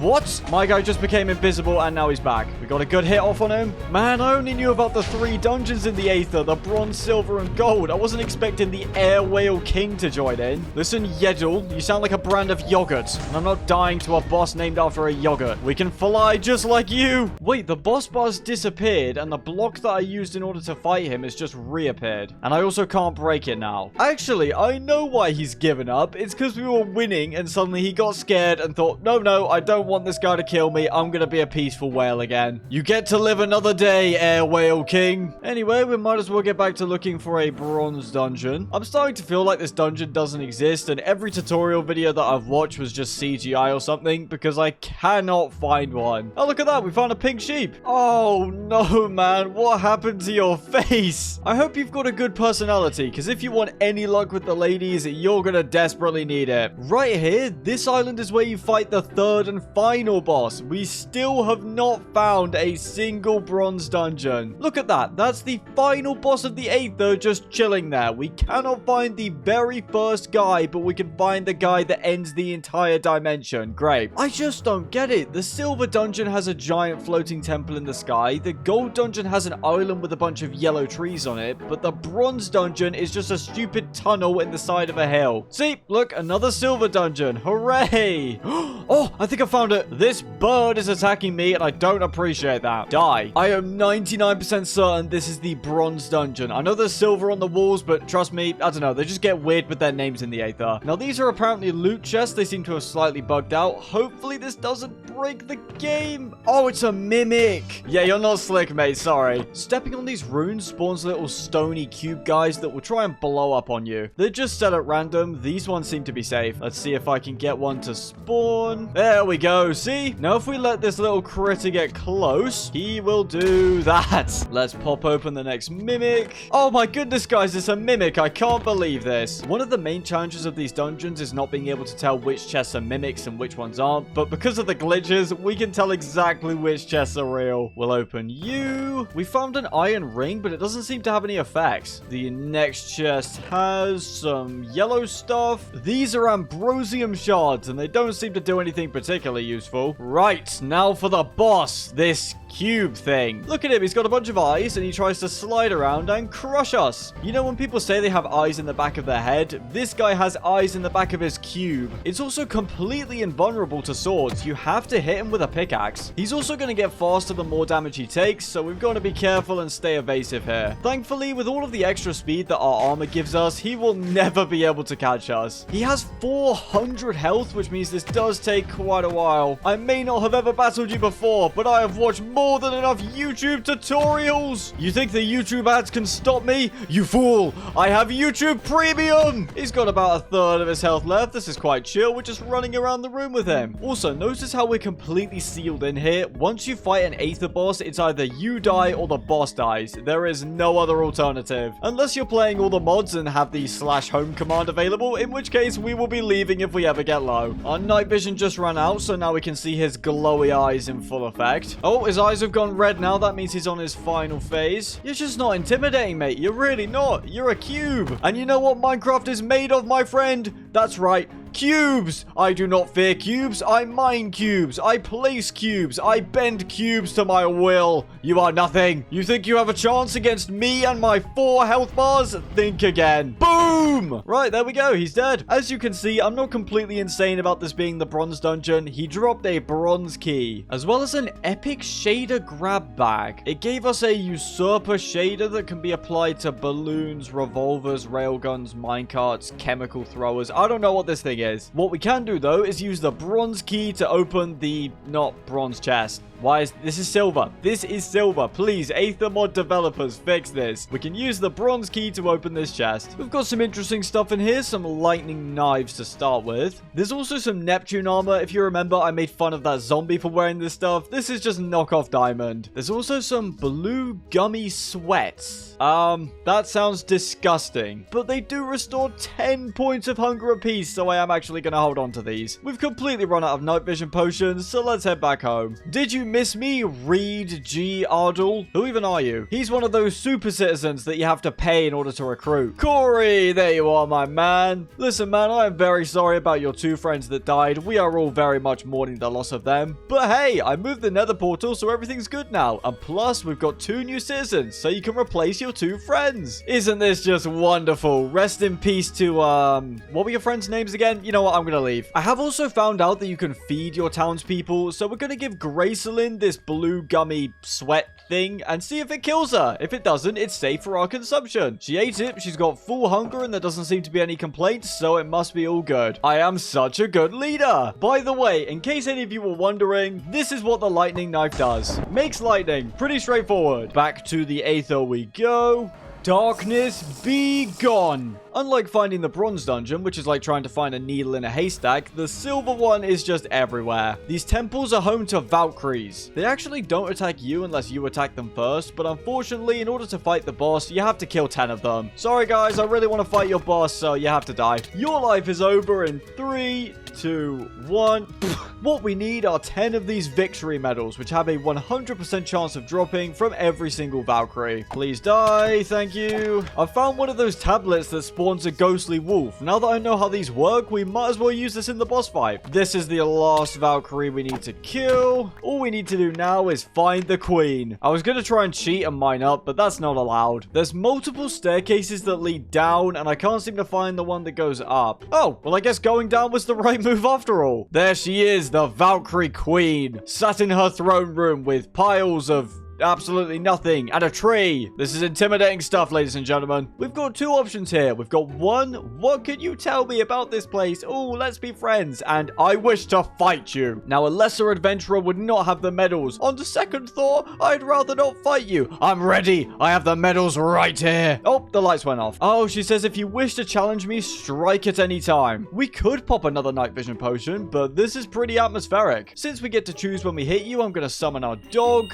I'm gonna buff up with Fortify. Let's start the fight by hurling one of these lightning knives at her. It didn't work. She's not aggroing. Right, there we go. Now we've got a fight on our hands. Oh, and we're destroying her. We're so much faster. Her name is Signy, the Valkyrie Queen, and we are just absolutely making a fool of her. Oh, no. Look at our wolf go. He's putting in the work right now. How'd you like Fireflies, Signy? We have more reach, more power, more skill, more abilities. You have absolutely no chance, I'm going to be honest with you. Especially when we can endlessly keep giving ourselves bonus hearts. No, our dog died. Oh well. Not only can the queen barely hit us, but we've also given her weakness because of our swords, so she is basically doing no damage. I'm not joking when I say this, she is legitimately 1 HP. Listen, Signy, it's been a good fight, but from one monarch to the other, my royal throne is far more powerful than yours. That much royalty and power in one sentence, it was too much. Even my PC froze up. We now have a silver key, just like the bronze walls of this dungeon. Why, Aether developers? Why? Our birch throne is much better, but Signy's throne isn't too bad. It is a bit uncomfortable though. I mean, this entire thing is built out of hard stone. Open sesame, silver chest. Ooh, this chest actually has some juicy stuff in it. We've got more of these gummies. Hooray. A regeneration stone. There's some Valkyrie armor, which does look very cool, but our current set is obviously much better. And this right here is by far the best item. A cape. I've disabled visibility on our backpack for a second. Look at that. It actually gives us slow falling, which is pretty cool, but not very practical. We unfortunately cannot wear the cape as vanity, so it's gonna have to come off. While there isn't any description for the regen stone, it massively increases how fast we're gonna regenerate our health. We also got another of these shader grab bags. This is another one of those things that can be applied to a whole bunch of contraptions, none of which I understand. But more importantly, let's move on to the final boss of the Aether. I've marked on the map where that gold dungeon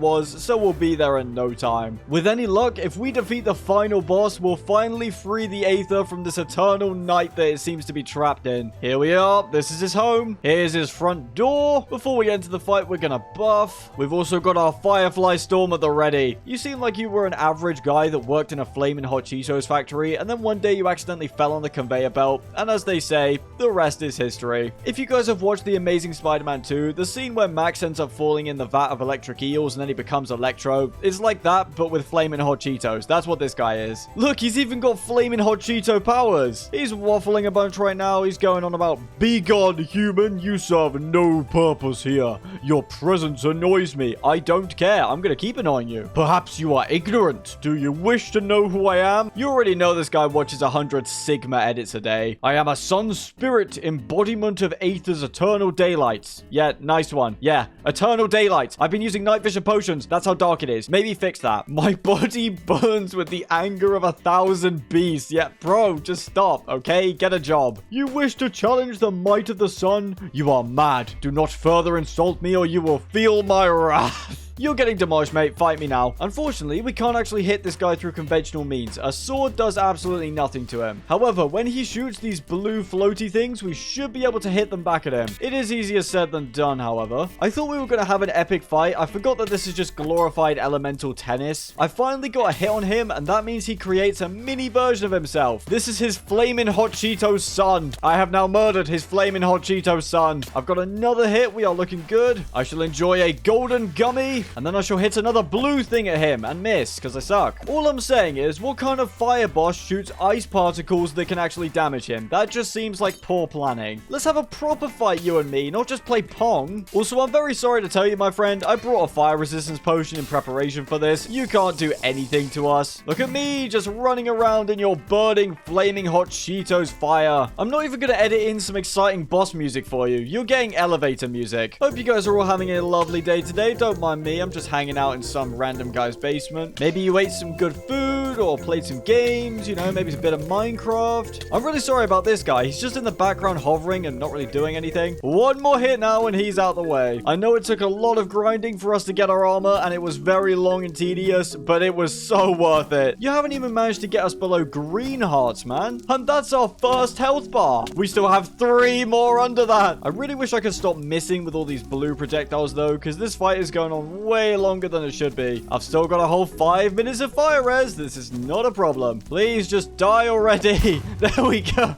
Finally. Oh, that guy was such a fraud, talking about, you will feel my wrath. No one can ever stand before me. Yeah, and look what happened to him. Part of me was thinking he was going to have a second phase where he'd be like, foolish human. Ha ha ha. Witness my true power. And then it becomes an actually difficult boss fight. But no, he died as he lived. A loser. He also dropped the Sun Altar, which allows us to change the time to whatever we want it to be in the Aether. As I move this slider, we control the flow of time. That is incredible. At long last, we have freed the Aether from the night. We can now fly through the Aether as it was meant to be experienced, not that gloomy, dark, miserable existence that it was before. You're welcome, trees. You're welcome, clouds. You're welcome, whatever this is. Is that a bunny or a snail? I can't tell. You're all welcome. And now, ladies and gentlemen, let's go home. In my infinite wisdom, I decided to do a leap of faith off the Aether in order to return home. But as we re-entered into the overworld, all I ended up doing was nearly dying. Well, that was not how I expected I'd lose my totem of undying. I've also just realized, alongside popping the totem, I've forgotten to use the gold key. To be honest though, most of the Aether loot isn't great, so I'm not too fussed about going back. On the flip side though, not knowing is going to eat at me for the next several years, so we are going to go back. Here we are again. We insert the gold key into the chest. There's some more gummies in here. That's not bad. There's also a healing stone, some phoenix armor, some life shards, and a pretty decent sword. And also a pig slayer. I don't know why this item exists. All it does is one-shot any pig-based mob. So piglins, regular pigs, that's it. These life shards should increase our maximum health by half a heart for each shard. Let's give them a go. Oh, it actually increases our life by an entire heart.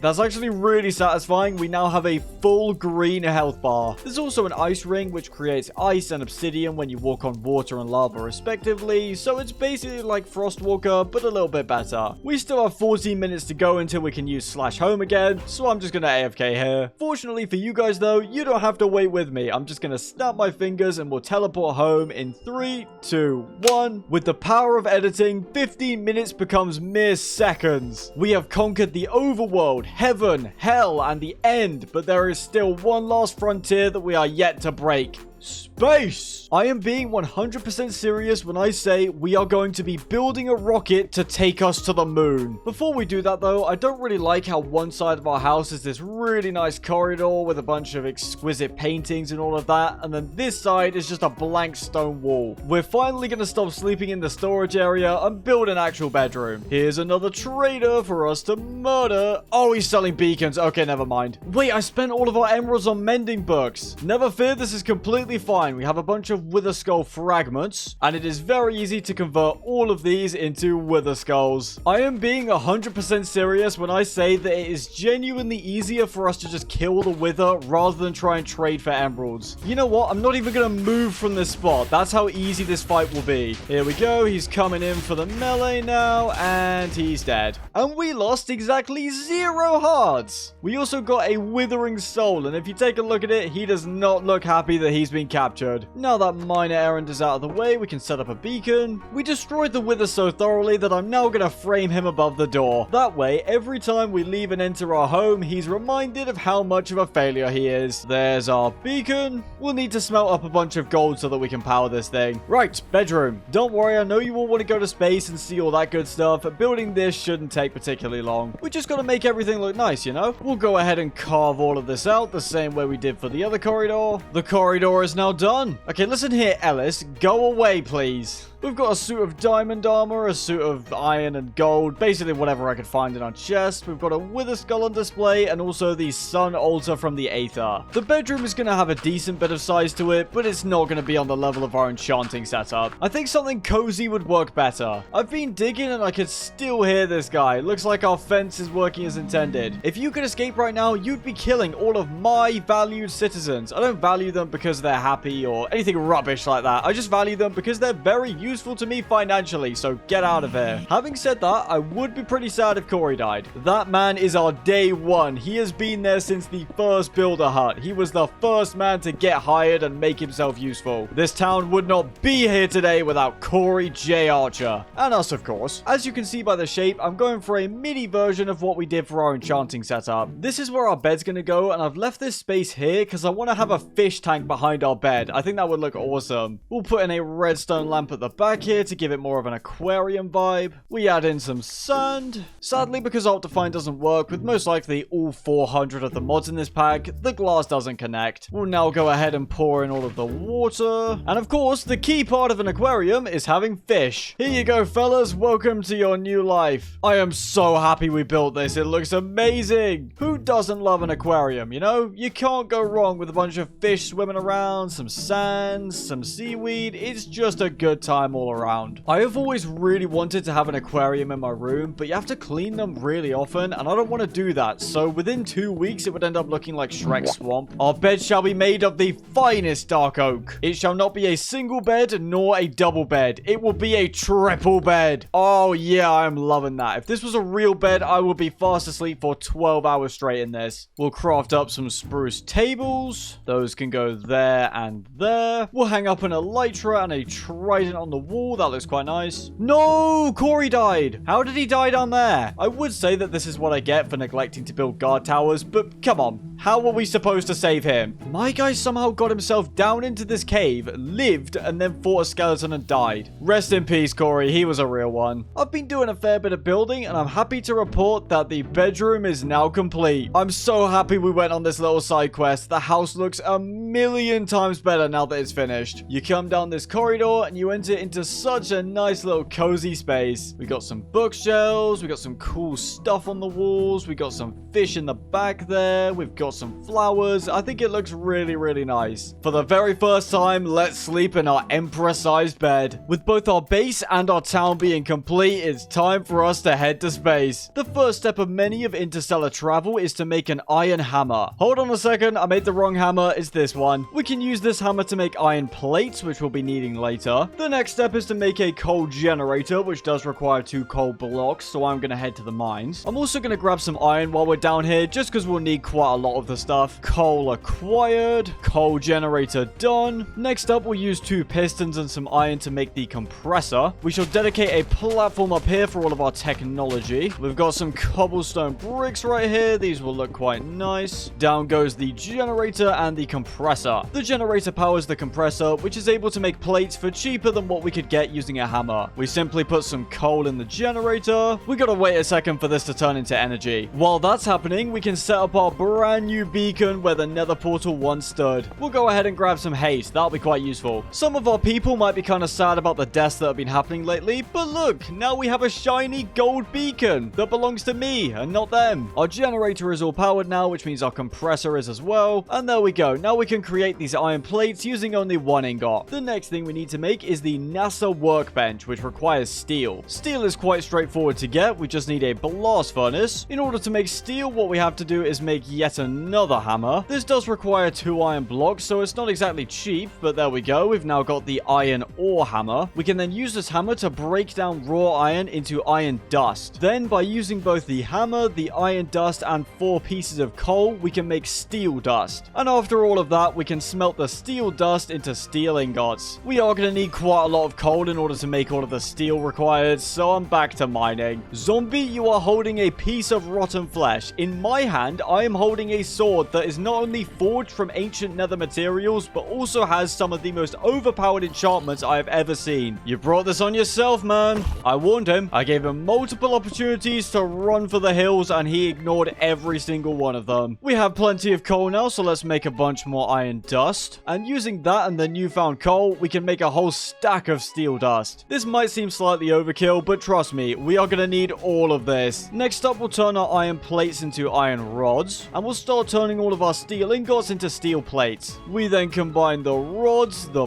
plates, a crafting table, some redstone torches, and a block of steel to make the NASA workbench. This piece of alien tech is what's going to allow us to assemble our rocket ship. There are many different parts here that we need in order to create this rocket. Some are simple and some are a little bit more complicated. First of all, we need to make the nose of the rocket, which can be constructed using 4 steel plates and a lightning rod. That's the first piece done. We also need some rocket fins, which can be made with 6 steel plates. We'll add these in like so. For the main body of the rocket, we need 6 steel blocks, and we do not have enough steel for that, so it's back to the mines. I just love mining coal, said no one ever. The caves near our house aren't doing it for me. I'm searching for coal in other areas. As far as I can tell, there is plenty of the stuff in these mountains. These are crazy. Look how cool this world generation is here. You can't tell me that is not amazing. What's more amazing though is the abundant amount of coal here. Coal supplies have now been restored. We will need to make a new iron hammer because the other one broke. Then we'll get plenty more steel dust. I'm pretty sure I've somehow managed to glitch this iron furnace out when I placed a bucket of lava in it, because as you can see, the fire symbol here just hasn't gone down. The furnace seems to be permanently activated. In the meantime, we'll make some more iron plates because we'll use them in order to make some gas tanks. We need these for both oxygen so that we can breathe when we're out in space, and also for a rocket component. At last, we have enough steel to make the 6 blocks needed. This rocket is very, very expensive. We need to whip up a second gas tank. We make some steel rods, and we combine all of that with some steel plates to make the first of 2 steel tanks. There's the second one. Lovely stuff. All we're missing now is the engine to power our rocket. To make one, we need an engine frame, an engine fan, and finally 5 more steel plates. Ladies and gentlemen, our rocket is now complete. Oh, that is glorious. It's so big I have to carry it like this. I feel like the Hulk right now. Of course, in order to launch our rocket, we will need a launch pad. This is another thing that's so big we have to carry it above our head. We'll slam down the launch pad and boom, on goes the rocket. I put 6 steel blocks into you. You better not blow up when we launch. We can get inside it, but we of course can't launch yet. We have no fuel and we don't have a spacesuit. In order to make our spacesuit so that we don't die a horrible agonizing death on the moon, we need some wool. Fellas, if you could stop being lazy and start eating some grass so that I can actually get some wool for my spacesuit, that would be very nice. Hurry up, eat some grass. We've got all the wool that we need now, but while we're here, we'll grab some extra coal and iron. No, not today, you phantom. We'll go ahead and create a pair of space boots, some space leggings. We'll also make 2 more gas tanks. We'll make some glass panes. This is so that we can see out of our space helmet here. We'll make some oxygen gear like this, and then we'll combine the tanks, the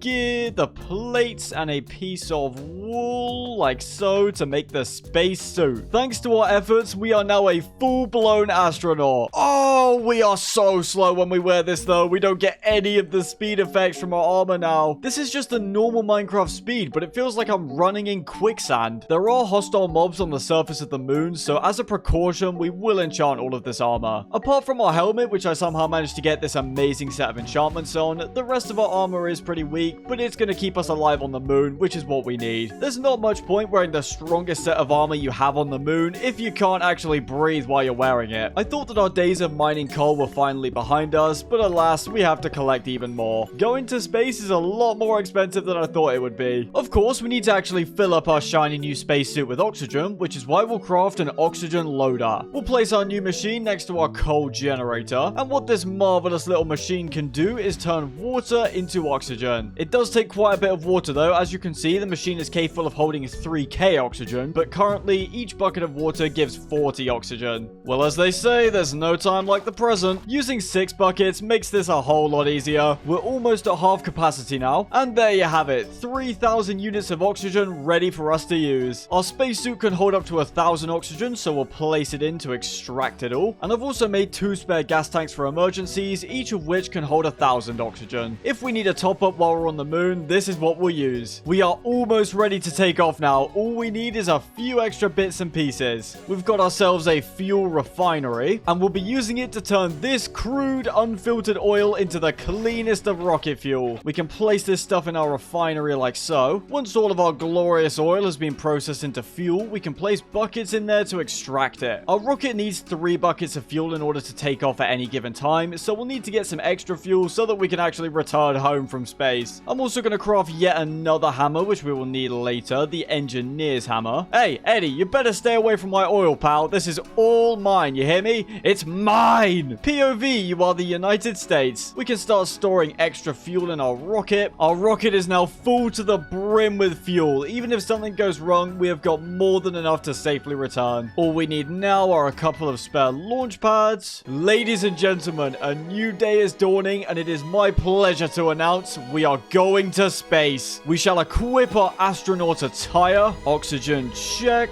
Fuel check. This is it. It's time to launch. 8, 7, 6, 5, 4, 3, 2, 1.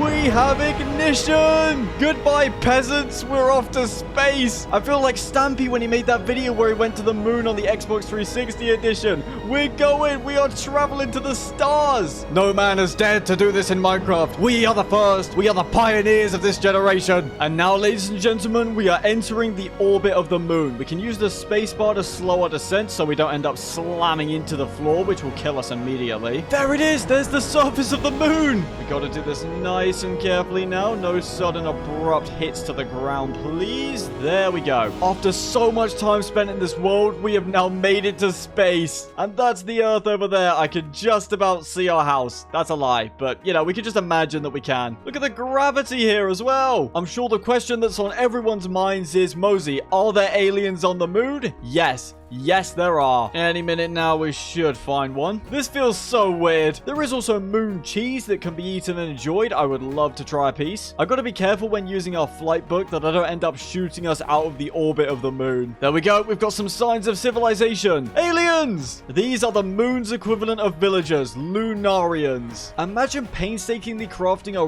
rocket and a spacesuit, leaving the atmosphere of the Earth and traveling to the moon, only to discover that villagers still sell stone hose. Our oxygen is quite rapidly depleting. As you can see, we've only got 56% left already. There's a bunch of dash ingots in here. We'll need those. And there we go. We found some moon cheese. And this stuff is not FDA approved. We'll use one of our reserve gas tanks to top right back up. And we shall now continue exploring. It is so weird seeing a sunset on the moon. It's kind of hard to believe this is even Minecraft, to be honest. And here, ladies and gentlemen, we have the hostile aliens of the moon, the corrupted Lunarians. We're not wearing our super OP armor, so I'm going to dispatch of you quickly. And now that he's damaged us, we can enjoy a delicious piece of moon cheese. There's also moon cheese ore here that we can actually mine. Now, speaking of ores, the main ore that can be found on the moon is dash. And if we can get 64 ingots of it, we can build our very own space station. And I don't know about you guys, but that sounds pretty awesome to me. We've also encountered a structure. Oh, and there's hostile Lunarians in here. We'll break the spawner. This place is a lot bigger than I thought. I will say though, some loot would be quite nice. Oh, hello. This seems like the main room. A chest. Yes. We're gonna have to kill more Lunarians to safely loot it though. I brought plenty of arrows, thankfully. Even the arrows have low gravity here. That's really cool. There's a bunch of ice shards here which can be used to make cryo fuel, but what I'm really after is dash. No dash, really? Oh, never mind. They have a whole stockpile of the stuff. I thought these guys were broke, but I was mistaken. We have enough dash now. Let's get out of here. Oh, what have I just mined into? Let's all calm down. Let's all be good friends here. We can talk about this. I need to make sure our spacesuit doesn't break. There's a whole army of things things. I don't even know what these are. Break the spawners. Just break the spawners. What even are you guys? I think these are the last of the spawners. Yeah, they are. We'll pop a gapple just to be safe. Calm down, guys. Oh, my days. I do not like these things. They're apparently called star crawlers, so crawl on into the afterlife, my friend. There's a gapple in here. That's not bad. There was that many guys defending some iron ore and some cheese. They must really love their moon cheese or something. There's some more raw dash in here, which is nice, as well as some raw dash blocks. Now, I'd quite like to leave and build our space station if none of the aliens mind. Right, there we are. We're back on the surface now. I brought a blast furnace along for this exact situation. We need to smelt up all of this raw dash. The space station also requires a bunch of iron and steel, which I've got contained in our backpack here. We'll also be using this engineer's hammer in order to hammer all of these dash ingots into some dash plates. A space station requires 32 steel ingots, 64 iron plates, 32 dash plates, and 32 dash ingots. So all we're waiting for now is for all of this to smelt. We'll set up our launch pad ready for us to blast off into space again. And down goes the rocket as well. We've still got plenty of fuel available, so this will be fine. We've got all the dash that we need. Let's blast off back into orbit. 5, 4, 3, 2, 1, ignition. And just like that, the moon has disappeared from view. Once we leave the moon, we get greeted with this little interface right here. Here we are. We've got the option for space stations, and we've got all the materials we need. Just like that, we are now rapidly approaching our very own personal space station. There it is. I really do not want to die in a rocket accident now. No, thank you. I've got ender pearls, so if we do leave the orbit of the station, we can just teleport back. I can't believe we've gone from a lowly peasant just trying to get our first spell book to now standing on the ring of our very own space station. Thank you all so much for watching this video. Leave a like if you enjoyed, make sure to subscribe so you don't miss an upload, and check out the video that's on your screen right now. That's all from me. Goodbye.